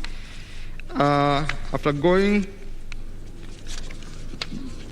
through all this, I find that there is therefore no dispute that the promoter of the amendment bill was the BBI National Secretariat. Number 3, legality of the BBI Steering Committee and its report, and whether it was a popular initiative. It is evident that one of the major functions of the BBI Steering Committee was to propose, among other things, constitutional changes that were thought necessary for the implementation of the recommendations contained in the BBI Task Force report, and submit a comprehensive and submit a comprehensive report to the government. If this was intended, as it turned out to be, a move towards amendment of the Constitution as a popular initiative, that is where the rain started beating the process. Then I asked the question, what is a popular initiative? It is defined as a process of a participatory democracy that empowers the people to propose legislation and to enact or reject the laws at the polls, independent of the law-making power of the governing body. My sister Justice Okwengu has covered it very well. I will not dwell on the same. From what I have said in pages that I have skipped, I agree with the learned judges that the BBI steering committee had no constitutional mandate to initiate constitutional changes under Article 257 of the Constitution, disguised as a popular initiative. This was a move initiated by the political elite, not by the people of Kenya. It was not disputed that the promoters of the amendment bill simply posted English versions. I'm on issue number 4, whether there was public participation in the passage of the bill. It was not disputed that the promoters of the amendment bill simply posted English versions of it on the internet. The appellants did not tell the High Court the number of Kenyans that have reliable access to internet and were able to read and understand the English version of the impugned bill. Article 7.1 of the Constitution says that the national language of the Republic is Kiswahili, while Article 7.2 provides that the official languages of the Republic are Kiswahili and English. Considering that the national language is Kiswahili and all major political gatherings are addressed in Kiswahili, it was dishonest on the part of the promoters to purport to have reached out to the masses by simply posting on the internet the amendment bill in English language. The 76th respondent submitted that according to the 2019 Kenya population and housing census, only 22.6% of Kenyans aged 3 and above use internet, while only 10.4% use a computer. And turning to Article 10, participation of the people must be done in a transparent manner. Transparency is one of the major values and principles of governance that bind all state organs, state officers, public officers, and persons whenever any of them makes or implements public policy decisions. Although more than 1 million registered voters signed in support of the amendment bill, it was not demonstrated that the exercise was conducted transparently. Transparency in this case required that before collection of the signatures is done, proper civic education is conducted where, among others, each of the 74 proposed amendments would be well explained to the people so that they understand and appreciate the ramifications of each of them. Some of the proposed amendments are rather superfluous, and strictly speaking, they ought not to have been proposed as constitutional amendments by the promoters.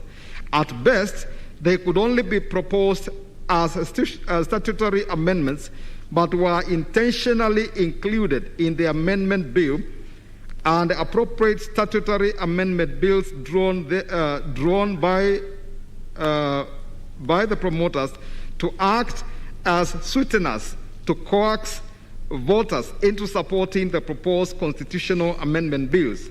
An example is Clause 3, which proposes to create a new Article 11A on economy and shared prosperity, and the same reads as follows: that this constitution recognizes the need for an economic system that provides equitable opportunities for all the people of Kenya to benefit from the economic growth in a comprehensive, fair, and sustainable manner.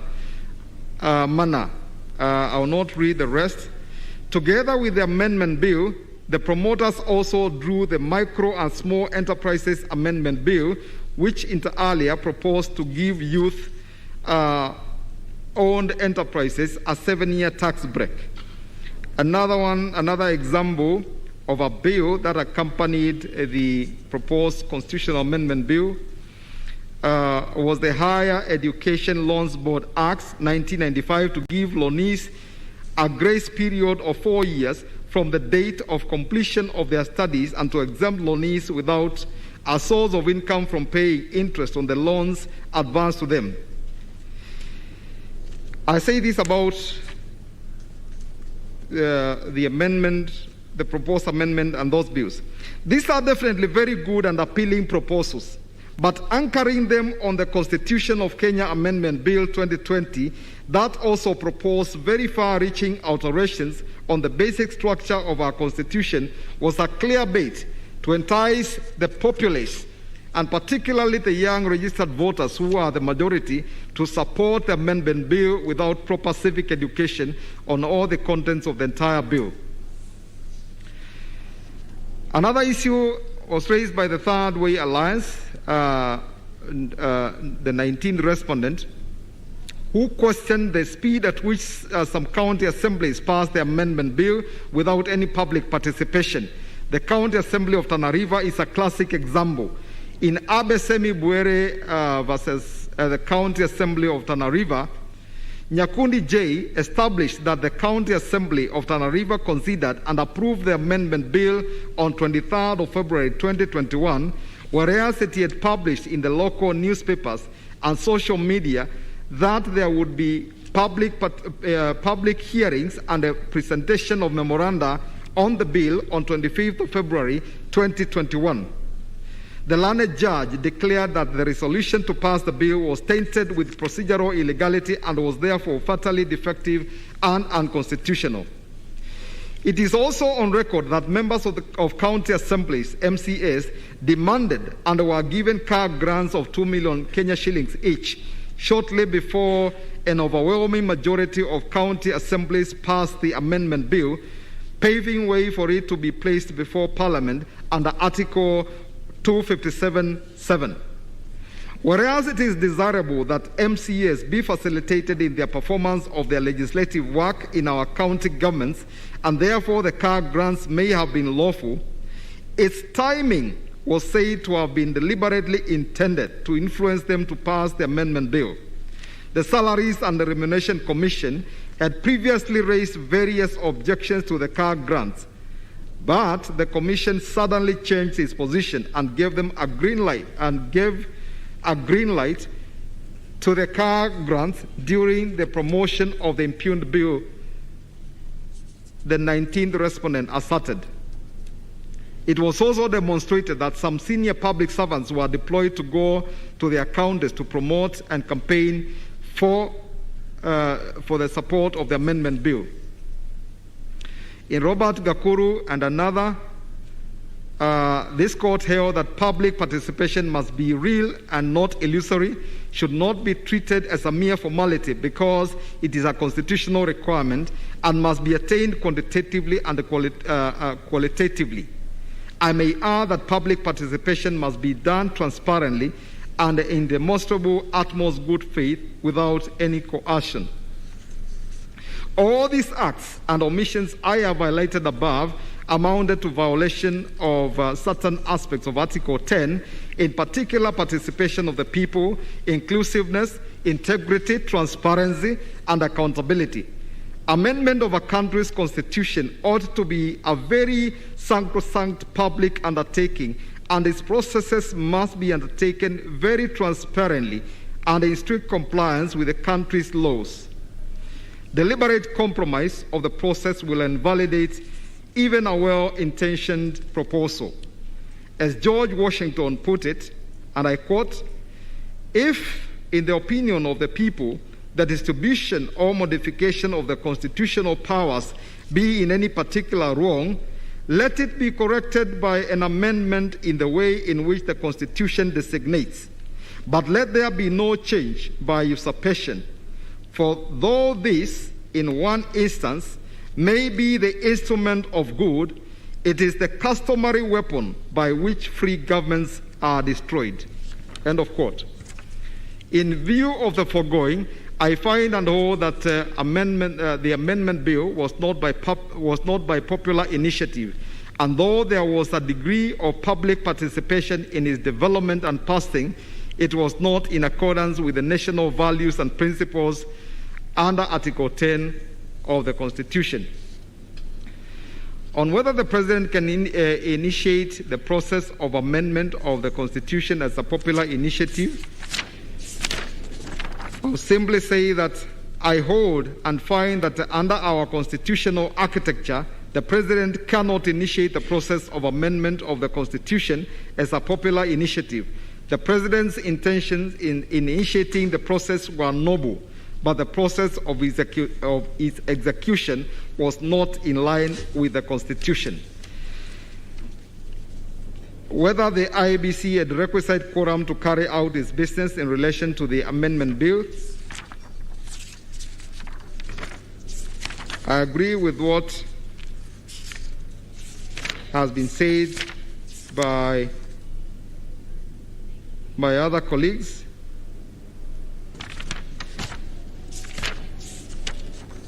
And I'll just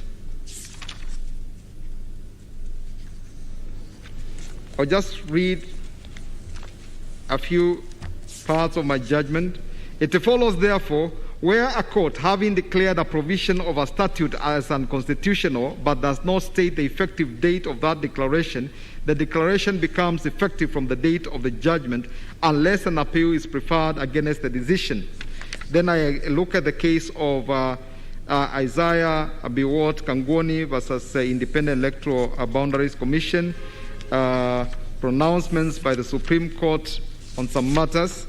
Then I look at Mwita's decision in Katiba Institute versus Attorney General.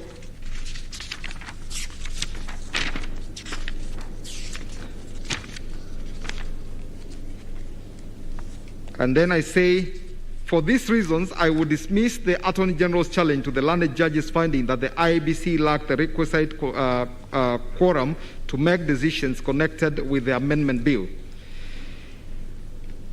Number 7, on the role of IEBC in the Constitution amendment by popular initiative.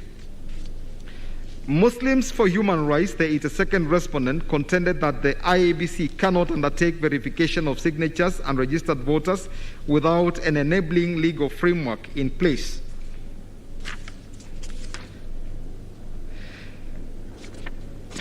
According to an affidavit filed by the IEBC in the High Court in response to the petition, the IEBC maintains a register of voters that contains biometric data and other particulars of every registered voter. Section 2 of the Elections Act defines the term biometric to mean unique identifiers or attributes including fingerprints, hand geometry, earlobe geometry, retina and iris patterns, voice waves, DNA, and signatures. The IEBC submitted that a signature is just one of the unique identifiers it can use to verify whether a supporter of the popular initiative is a registered voter. That it also considers the unique identifiers of each registered voter. IEBC has a record of all Form A for each registered voter that contains the signature or thumbprint of a voter, their constituency, county, ward, registration center, surname, other names, identity card number or Kenyan passport number, the date of birth, sex, residential address, contact, telephone, postal address, email, and particulars of any disability a registered voter may have. When the promoters went out to collect signatures of supporters of the initiative, the form of a collection of signatures that they had been given by the IEBC required the supporters of the initiative to also indicate their name, identity card number or passport number, constituency card, county, ward, polling station, mobile number, and so on. These are certainly some of the unique identifiers of a registered voter. A signature or thumbprint is one of them, but is not the only one. People's signature can change with time for various reasons, be it age, injury, or disability of their hands, and so on. And it is therefore unrealistic to say to rely on signatures only to identify registered voters. By use of modern technology, I believe it is not difficult to compare the information contained in Form A of a registered voter with the information captured in the form for collection of signatures of supporters of a popular initiative and determine whether the person is a registered voter. In view of the foregoing, I do not entirely agree with the learned judge's finding that the IEBC's role under Article 257(4) involves both the ascertainment of numbers of registered voters in support of a popular initiative for amending the Constitution, as well as a verification of the authenticity of those signatures. It follows, therefore, that there is no constitutional or statutory requirement for a legal framework for verification of signatures under Article 257(4) of the Constitution. What is required is a legal or regulatory framework for verification of registered voters. I, however, agree with the learned judges that the administrative procedures that were developed by the IEBC are invalid because they were developed without public participation by a commission that did not have quorum. Next issue is whether the IEBC was under obligation to conduct a nationwide voter registration exercise before anticipated referendum.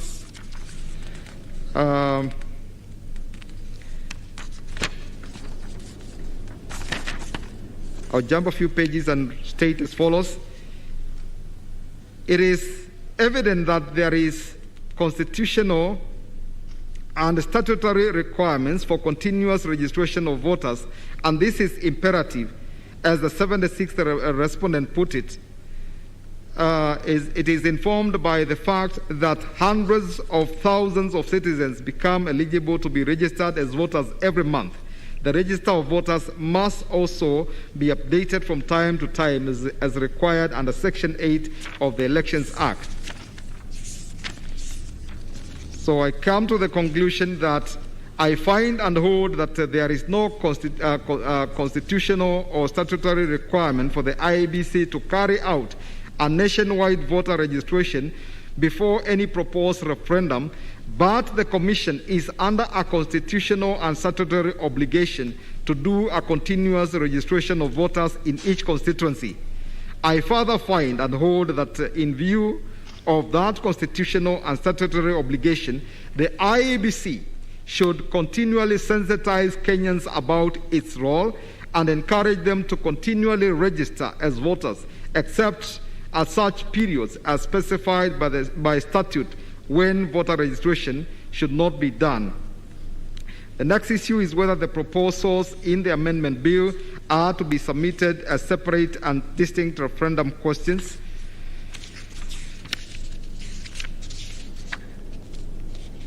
A plain reading of Article 257 requires that the proposed amendments be reduced into a bill, which is then submitted to the people in a referendum. What is to be submitted to the people is not a question or questions, it is a bill. However, the IEBC may require the people to approve or disapprove the bill by answering a question or questions, either in the affirmative or in the negative.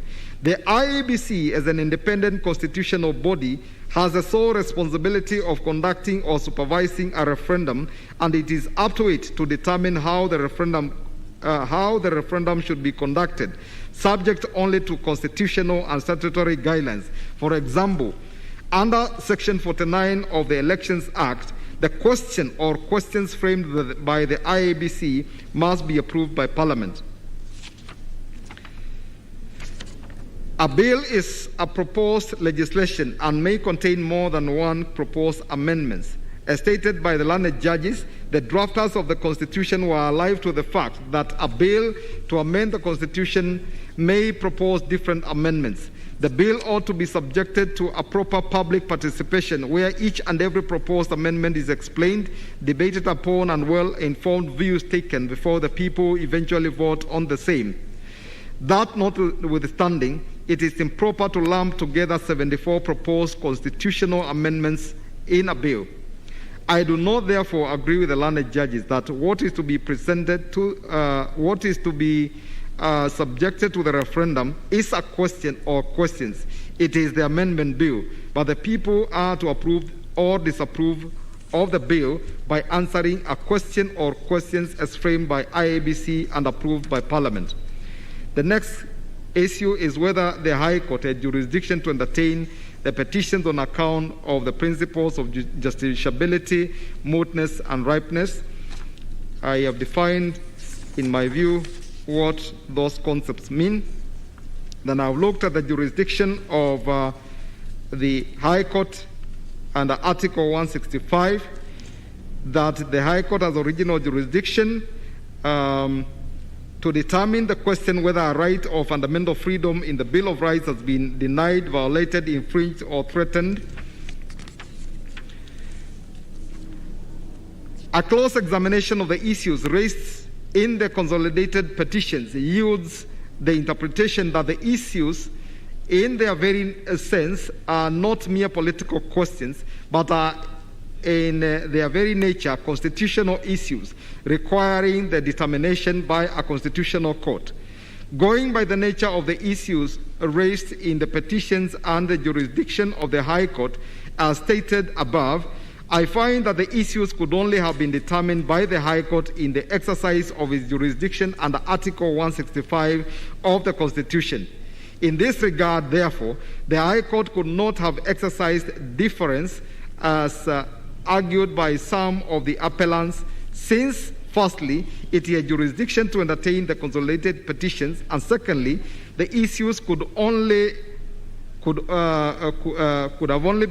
have been determined properly and adequately adjudicated upon in a judicial process.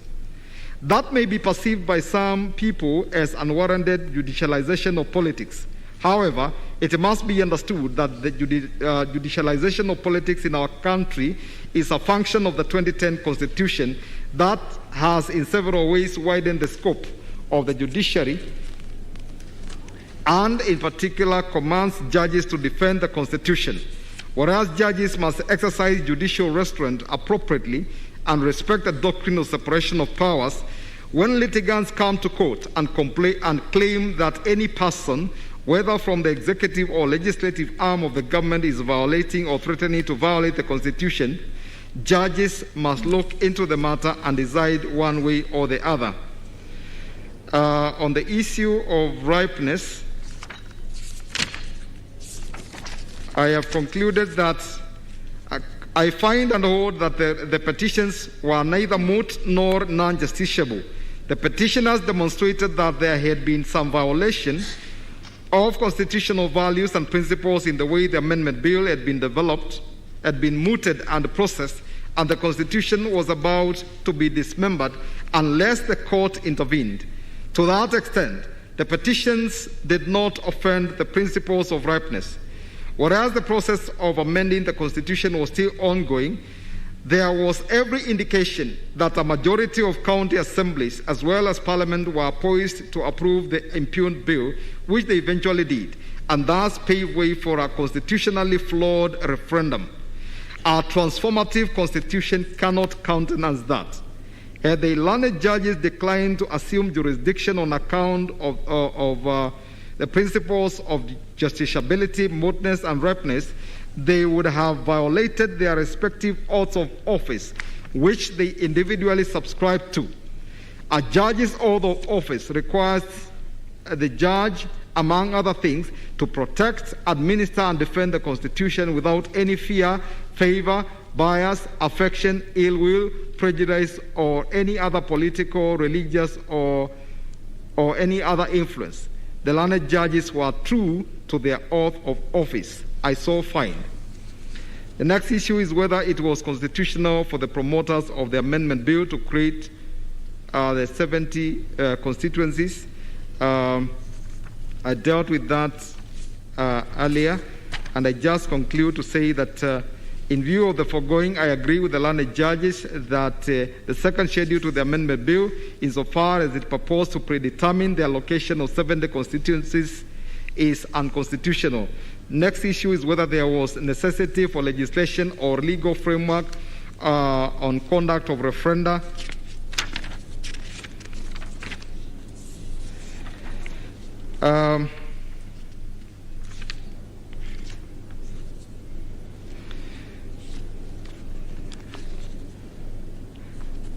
The judges,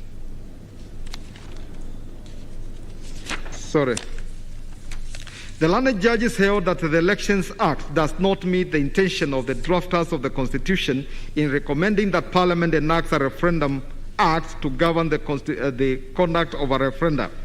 That notwithstanding, the judges held the referendum may still be undertaken as long as the constitutional expectations, values, principles, and objects are met. I entirely agree. In my view, it is not the absence of an appropriate legal framework that posed the greatest challenge to the amendment bill and the proposed referendum. The political elitism, opaqueness, and lack of transparency that characterized the entire process of the proposed amendment of the Constitution were the greatest impediments. The Constitution, the Elections Act, and the Independent Electoral and Boundaries Commission Act contain broad provisions that can be used to conduct a referendum as long as commitment to adhere to the stipulated principles, values, and statutory dictates is observed. The next issue is whether the civil proceedings can be instituted against a sitting president. This was well covered by my brother, Justice Gatembu. And I'll just say, quote, in a decision, Kenya Human Rights Commission and another versus Attorney General, where I sat with Justice Gatembu and Justice Murgo, the court held, and I quote, in effect, a plain and ordinary interpretation of Article 143(2) would infer that the President's immunity is limited to proceedings instituted during his or her term in office, and 2, to anything done or not done in exercise of the President's powers under the Constitution. Put differently, the immunity does not extend to acts or omissions that have resulted in civil proceedings commenced prior to assumption of office of the President, or that were not. Sorry, let me take that again. To anything done or not done in the exercise of the President's powers under the Constitution. Put differently, the immunity does not extend to acts or omissions that have resulted in civil proceedings commenced prior to assumption of the office of the President, or that were not in exercise of the President's powers. I'll skip the rest of the quotation. I have not been persuaded to hold otherwise.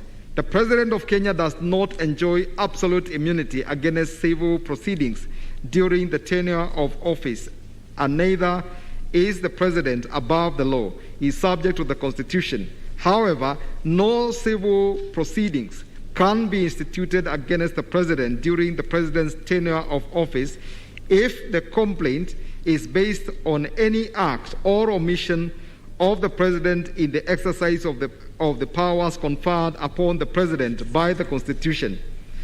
If the President, in his or her own private capacity, not in the exercise of the President's constitutional powers, were to do anything against a person's private rights, that person would have liberty to file a civil suit against the President in his personal capacity during the tenure of office of the President. But if the President, in exercise of powers conferred by the Constitution, does or fails to do anything that is alleged to be contrary to the Constitution or statute, civil proceedings can only be instituted against the President when his or her term comes to an end. Going back to the issue number 14, was the appellant, the President, Mr. Uhuru, was the appellant, Mr. Uhuru Kenyatta, afforded a fair hearing? To answer this question, I shall consider whether the appellant was served with the petition number 426/2020 and a hearing notice, and therefore are given an opportunity to be heard. Rules of natural justice require that every person must be accorded a reasonable opportunity to be heard before an adverse decision is made against them. If that is not done, any resultant decision that aggrieves the person is a nullity, as was held in Onyango Olo versus Attorney General. Counsel for the appellant submitted that there was no service of the petition upon their client. The petitioner, Isaac Aluchir, filed an affidavit of service dated 16 January 2021, in which he stated that he electronically served the appellant as it was impossible to effect personal service upon him. The email address he used was cos@president.go.ke. The record of appeal shows that on 21st of January 2021, the trial court directed, and I quote, all petitions in the 7 petitions to serve the petitions on all the other parties by close of business on 22nd January 2021. The Deputy Registrar to facilitate the process where necessary. The respondents, interested parties, and amici to file their respondents to the various petitions within 14 days of tomorrow. Then the record, I've looked at what it shows. It kept on showing that the first respondent, who was named in his personal capacity as Mr. Uhuru Kenyatta, was unrepresented.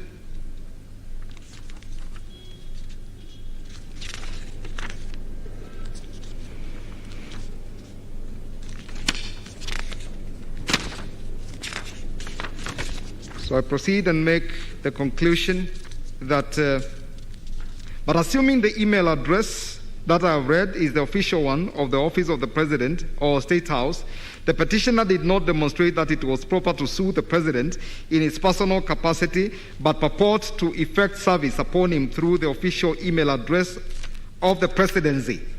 In my view, the petitioner should have sought leave to effect substituted service by way of advertisement in the local newspapers if he could not get the personal email address of the President. Considering the kind of orders that were being sought against the appellant and the effects of grant of the same, the trial court ought to have been satisfied that there had been proper service of court process upon the appellant.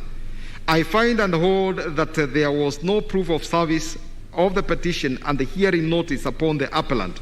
The appellant's constitutional right to a fair hearing is guaranteed, and Article 50 of the Constitution was violated in that he was condemned and heard. Consequently, all the orders made against Mr. Uhuru Muigai Kenyatta, as named by Mr. Olucher in his personal capacity, cannot stand. I would therefore set aside the declaration made by the High Court that Mr. Uhuru Muigai Kenyatta contravened Chapter 6 of the Constitution. Next issue whether the proceedings against Mr. Uhuru Muigai Kenyatta res judicata.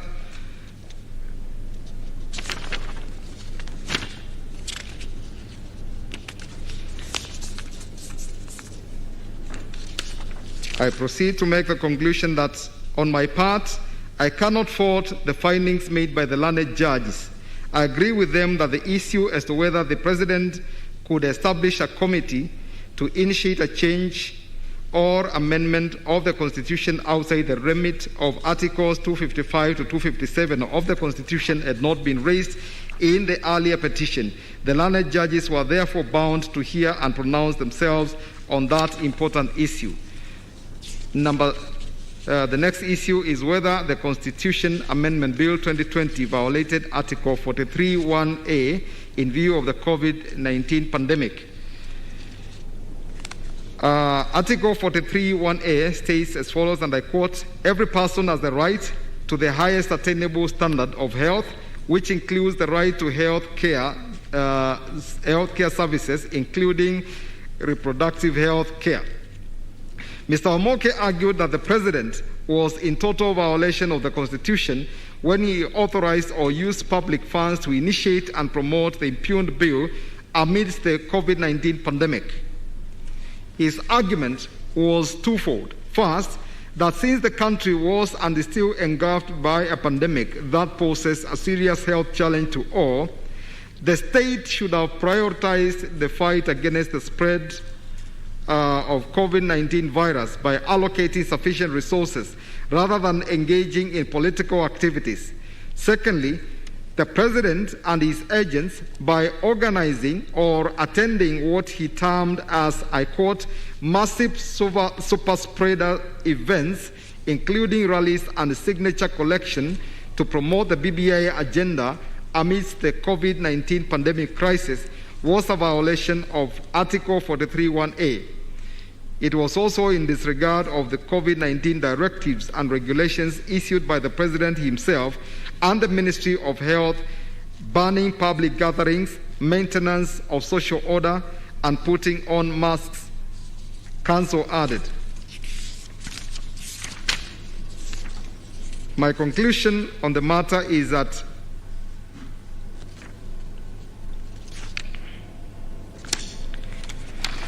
while I agree that holding public rallies that are attended by thousands of people militates against COVID-19 mitigative measures, there was no empirical data or scientific evidence provided to the learned judges to enable them make a determinative finding that the holding of the said events per se amounted to a violation of Article 43(1)(a) of the Constitution. And regarding the amounts that were spent, my conclusion is that I find that there was no sufficient evidence to enable the learned judges reach a finding that the expenditure amounted to a constitutional violation. I will therefore dismiss that ground of the cross appeal. Next issue is whether both or either of the Houses of Parliament were infirmed from considering the Constitution Amendment Bill in view of the Chief Justice's advisory for the dissolution of Parliament.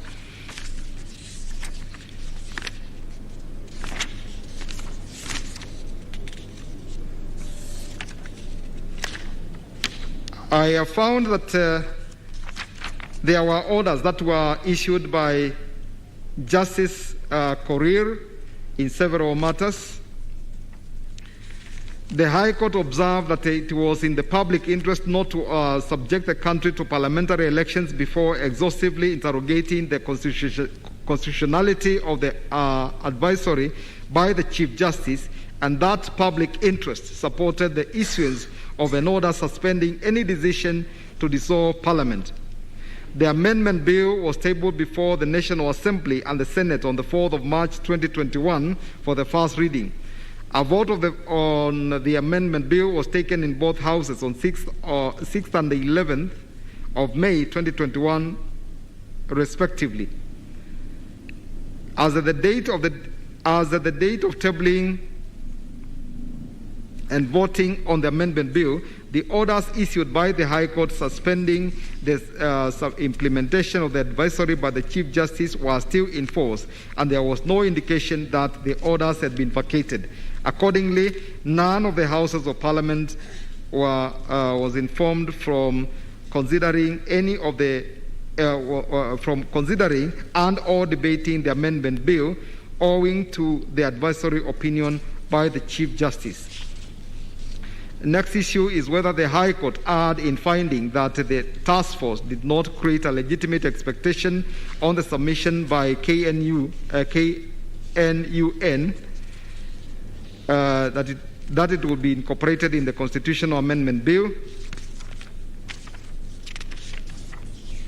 I've looked at that, and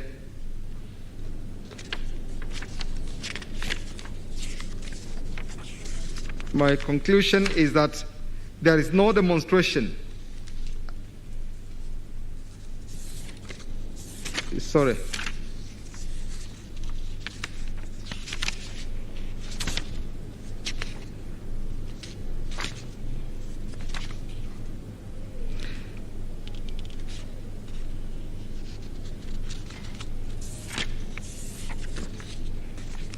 In this regard, the fact that the proposals by KNUN were not incorporated in the amendment bill cannot be a basis of invalidating the amendment bill. It was not demonstrated that it was only the proposals by KNUN that were not incorporated in the amendment bill. For these reasons, I would dismiss the appeal by KNUN. Number 20, whether the petitioners had made out a case for disclosure and publication of the steering committee's financial information. I have considered what Mr. Morara said in that cross appeal and come to the conclusion that there is no demonstration at all by Mr. Morara that he requested for any information from the President, Honorable Raila Odinga, and the BBI steering committee regarding the budget and public funds allocated and utilized in promoting the impugned bill. The learned judges cannot therefore be faulted for declining to issue their aforesaid orders. Consequently, I would dismiss Mr. Morara's cross appeal on the issue. And the last one is whether the High Court erred in admitting Amishi Courier who were partisan.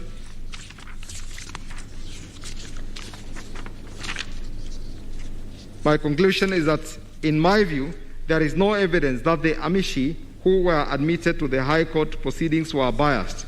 Their respective briefs were of great assistance to the learned judges in determining the issues I have alluded to. Although the Amishi were not parties to the High Court matters, having been admitted in the proceedings in that limited capacity, in the appeals, the first appellant named them as respondents, and therefore they had to file submissions in reply. I must add that I found the submissions quite useful in this appeal. Disposition. Having determined all the issues that we considered germane in these consolidated appeals, the final orders of the court are as follows. A. We uphold the judgment of the High Court to the extent that we affirm the following. 1. The basic structure doctrine is applicable in Kenya. Sichale J.A. dissenting. 2. The basic structure doctrine limits the amendment power set in Articles 255 to 257 of the Constitution. Sichale J.A. dissenting.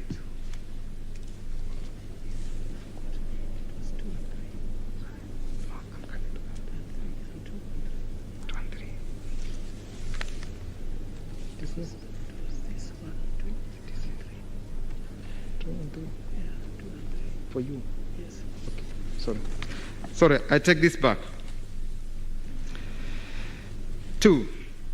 The basic structure doctrine limits the amendment power set out in Articles 255 to 257 of the Constitution. Okwengu J.A.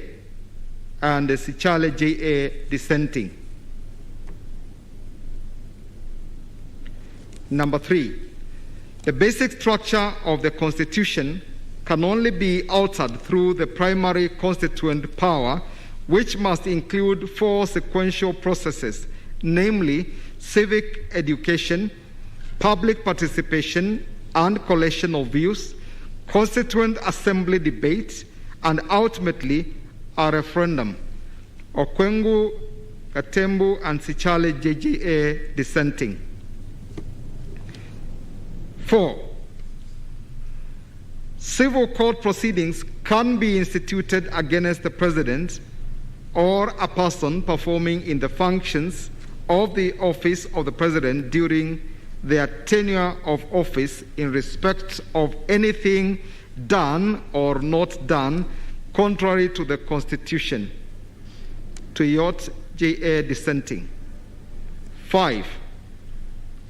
The President does not have authority under the Constitution to initiate changes to the Constitution, and that a constitutional amendment can only be initiated by Parliament through a parliamentary initiative under Article 256 or through a popular initiative under Article 257 of the Constitution. 6. The Steering Committee on the Implementation of the Building Bridges to a United Kenya Task Force report, the BBI Steering Committee has no legal capacity to initiate any action towards promoting constitutional changes under Article 257 of the Constitution. 7.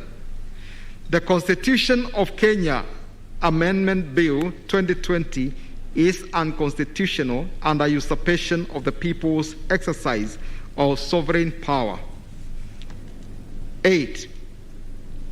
The Constitution of Kenya Amendment Bill 2020 cannot be subjected to a referendum in the absence of evidence of continuous voter registration by the Independent Electoral and Boundaries Commission.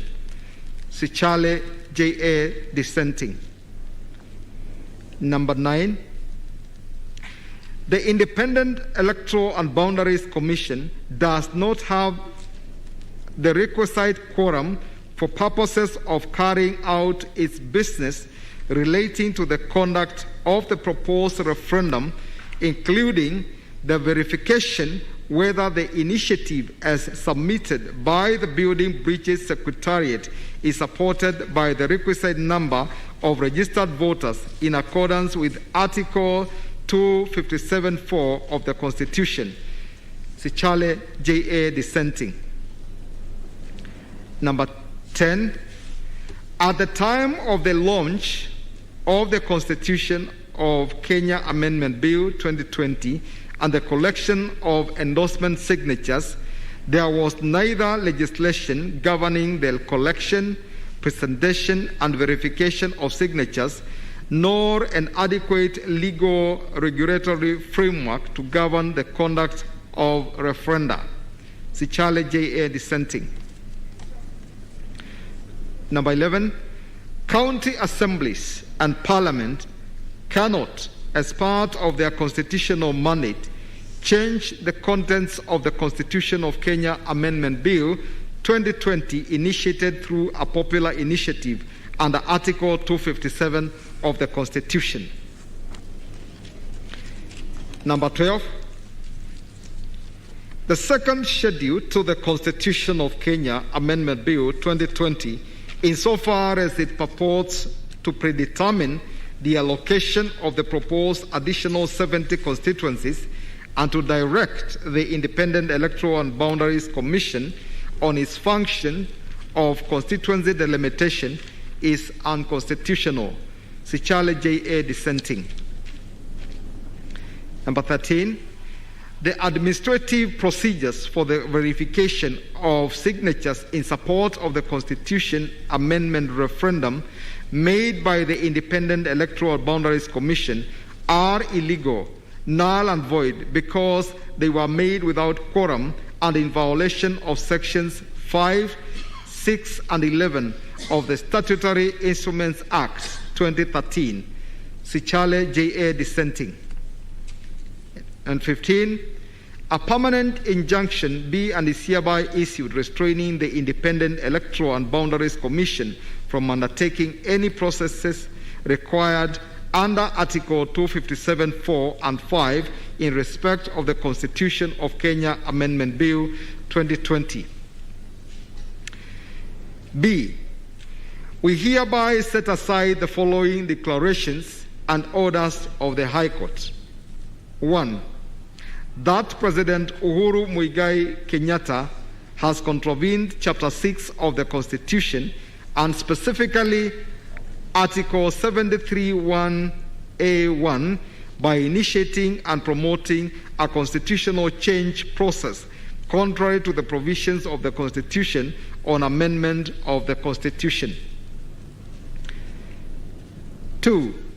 That Article 257(10) of the Constitution requires all the specific proposed amendments to the Constitution be submitted as separate and distinct questions, referendum questions to the people. Nambuye, Okwengu, and Kiage JJA descending. 3. The BBI Steering Committee established by the President via Kenya Gazette Notice number 264 of 3rd January 2020 and published in a special issue of the Kenya Gazette of 10th January 2020 is an unconstitutional and unlawful entity. And lastly, the cross appeals fail and are hereby dismissed. This being a public interest matter, the parties shall bear their own costs in these appeals and in the High Court. In conclusion, on behalf of the entire bench that heard these unprecedented appeals, I wish to sincerely thank all the parties and their respective advocates for the diligent manner in which they argue these appeals and for the industry that they put in the preparation of all the useful material that was availed to the court.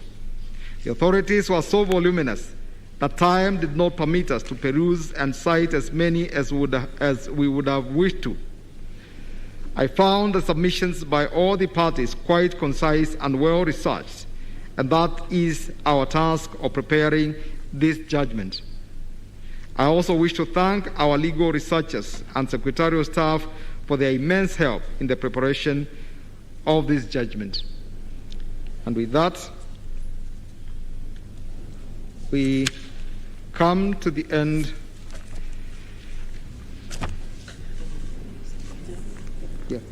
We come to the end of our delivery of the judgment in these consolidated appeals. But there is one other, 307 of 2021. I don't know whether Mr. Charles Kanjama is here. Is Mr. Charles Kanjama here? Or is anyone holding his brief? Yes, my lord. My name is Moki. Yes. I appear together with Mr. Kanjama. Mr. Kanjama appears virtually. Can I request we have order, please? Unless you have to go, just sit down so that we finish. We want to finalize in the next 10 minutes, if not less. This is the judgment of the court, and it's a short one. The genesis of this appeal is that by an application dated 16th of March 2021, Mr. Charles Kanjama, hereinafter referred to as the Appellant, sought to be joined as an interested party in Nairobi High Court petition number E282 of 2020, as consolidated with 7 other constitutional petitions, which sought to challenge various aspects of the Constitution of Kenya Amendment Bill 2020. The learned judges declined to admit the appellant to the proceedings. They stated that they would give their reasons for so declining in their judgment. On 13th of May 2021, the High Court delivered a lengthy judgment in respect of the consolidated petitions, but failed or inadvertently omitted to render the reasons for declining the appellant's application for joinder. On 26th of May 2021, the appellant filed a notice of appeal and subsequently a memorandum of appeal challenging the substantive findings of the High Court. The Independent Electoral and Boundaries Commission, the appellant in civil appeal number E291 of 2021, and the Attorney General, the appellant in civil appeal number E293 of 2021, filed applications seeking to strike out the appellant's notice of appeal dated 26 May 2021, as well as the appellant's memorandum of appeal dated 8th of June 2021. Their main argument was that the appellant, having not been joined as an interested party in the consolidated petitions and having not appealed against the ruling of the High Court, could not raise in his memorandum of appeal issues that he had intended to argue before the High Court. This court, Okwengu, Kiage, and Tuyot JJA, on 28th of June 2021, issued the following orders in respect of the 2 applications. 1. I will not read all those orders. The appellant subsequently filed a memorandum of appeal dated 30th of June 2021, which contains 7 grounds. However, only the following ground was in accordance with the ruling of this court, and it was this: the learned judges erred in law by failing to give reasons in the judgment in declining to admit the appellant in the High Court proceedings pursuant to the application for joinder dated 16th March 2021. When the appeal came out for hearing, the appellant wanted to argue all the 7 grounds of appeal, but the court directed that it could only hear the appellant within the confines of its ruling of 28th of June 2021. Accordingly, it is only the aforesaid ground that was argued. On that ground, the appellant argued that the learned judges erred in law by failing to give reasons in the judgment for declining to admit him in the High Court proceedings. This ground of appeal is unassailable. The record of appeal shows that shortly after a hearing the appellant's application, the learned judges stated, and I quote, "After due consideration of the rival arguments by the parties, the application by Kanjama to be enjoined as an interested party to the consolidated petitions is hereby declined. The court will give its reasons in its full judgment." End of quote. It is a requirement that under the civil procedure rules, judgment or ruling should contain a concise statement of the case, the points for determination, the decision, and the reasons for such a decision. The object of this requirement has been explained in several authorities. Although the learned judges had given the appellant the indication that the reasons for their ruling would be given in the judgment in the consolidated petitions, no such reasons were given. Accordingly, we find that the learned judges erred in failing to give reasons for declining to admit the appellant in the High Court proceedings pursuant to his application for joinder dated 16th of March 2021. This is a case where an order remitting the matter to the High Court for the giving of reasons would have been apposite. Given the specific circumstances of this case, however, where the proceedings before the court are spent and the consequential appeals have all been heard and determined, we would be acting in futility. At any rate, no prayer to that effect was made. We say no more. We make no orders as the cause. That is the judgment of the court, signed by all 7 judges here.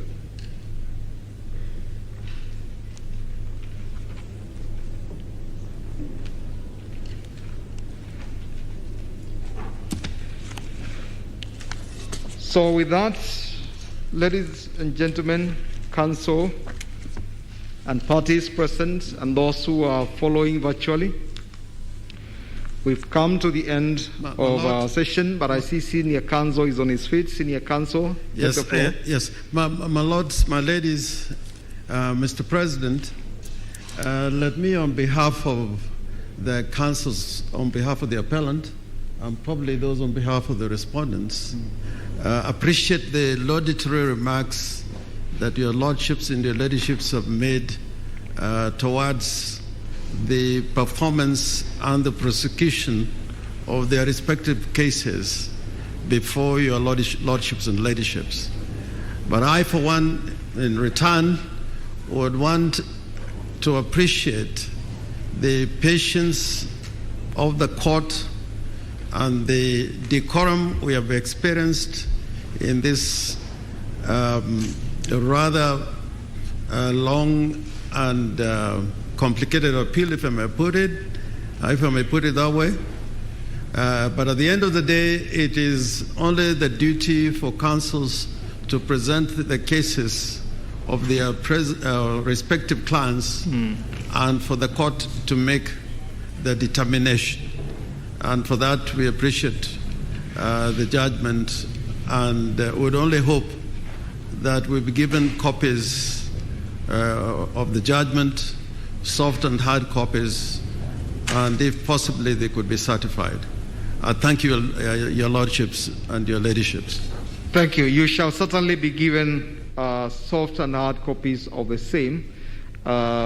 It's fairly late now. You may get them tomorrow is Saturday. Monday is not too late. You'll get them on Monday. They are ready. With the court's permission, yes, just one Counsel. word that I do concur with the sentiments of my learned colleague and senior counsel Orengo, and we want to say thank you very much to the court for your patience. Thank you, senior counsel. May I say something, my lord? Yes, senior counsel, come in. Yes.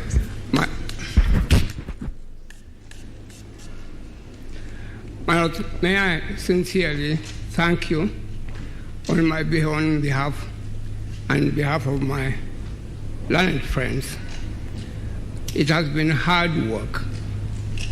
Many bulky, party documents had to be read. Lengthy submissions were made. But my lords, we are stand most grateful to you that you have been patient and you have handed to us the best. Nobody has been a winner in this case. I would say the winner has been the Constitutional Court, the Constitution of Kenya, and the rule of law. May I say something that I have observed, my lord? Permit me, particularly your lordship, the president. I know this court is committed to development of jurisprudence. And during the submissions, I have noticed that each judge has had to write a judgment of his own, of his or her own. My lord, I got the impression that this develops our jurisprudence very much. There is much to be learned from what my learned Judge Sinchale said as a dissenting judge, as to what my learned judge. We can develop the law, we can develop the jurisprudence of the country if at times we do what you have done in this case, that each judge writes the judgment as gives his or her own views on the matter. My lords, it is during crisis that you can see large judicial minds.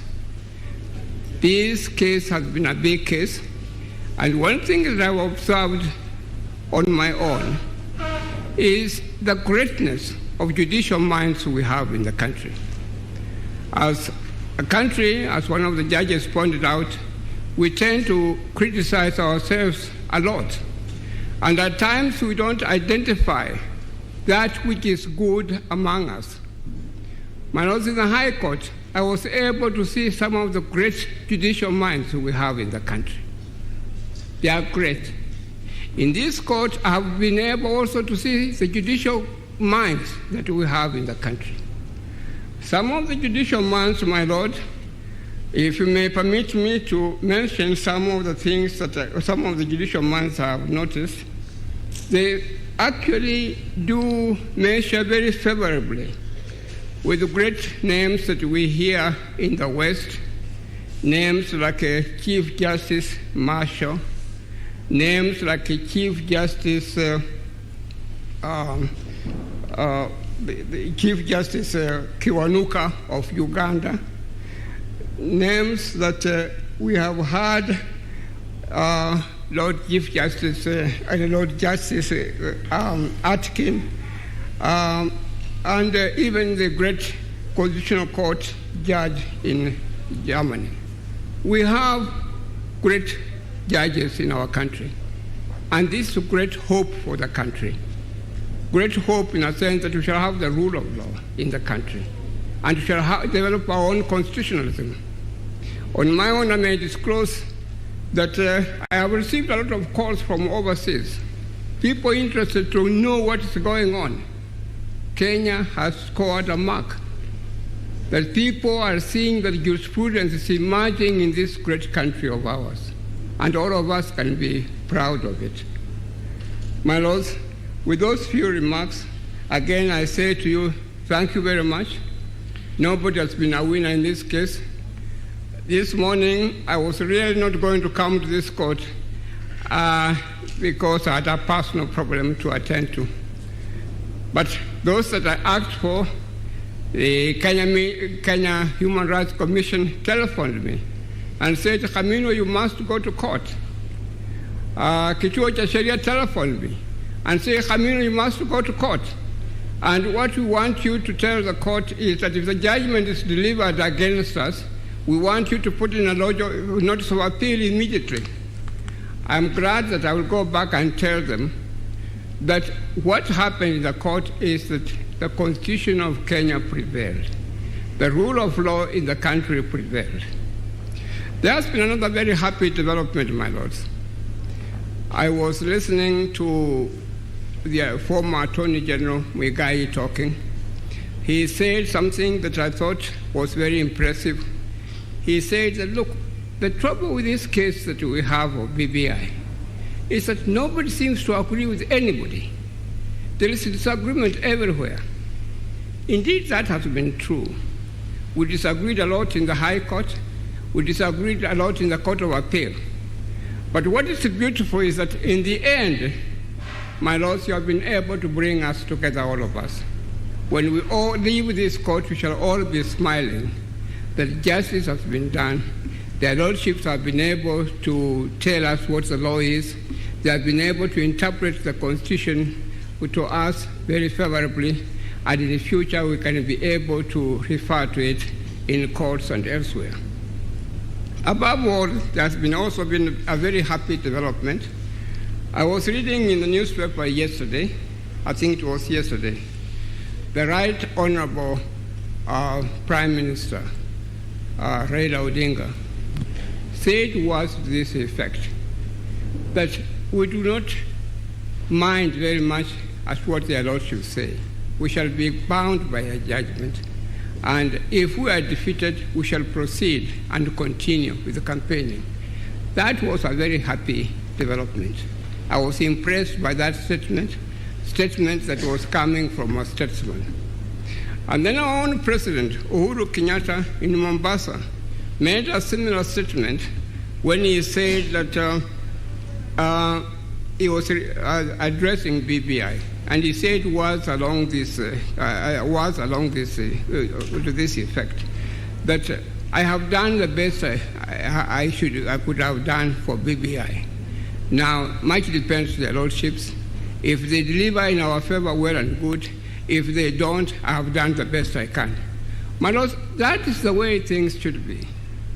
The executive, the judiciary, and some of us who are agents of the law, who are advocates, and the ordinary mwananchi who moves in the name of Wanjiko, we should all be committed to the rule of law so that we can all move forward and we shall all be beneficiaries. Thank you very much. Thank you very much, Senior Counsel. And with those many remarks, we come to the end of this evening, this session, and the court will now rise and wish everybody good evening.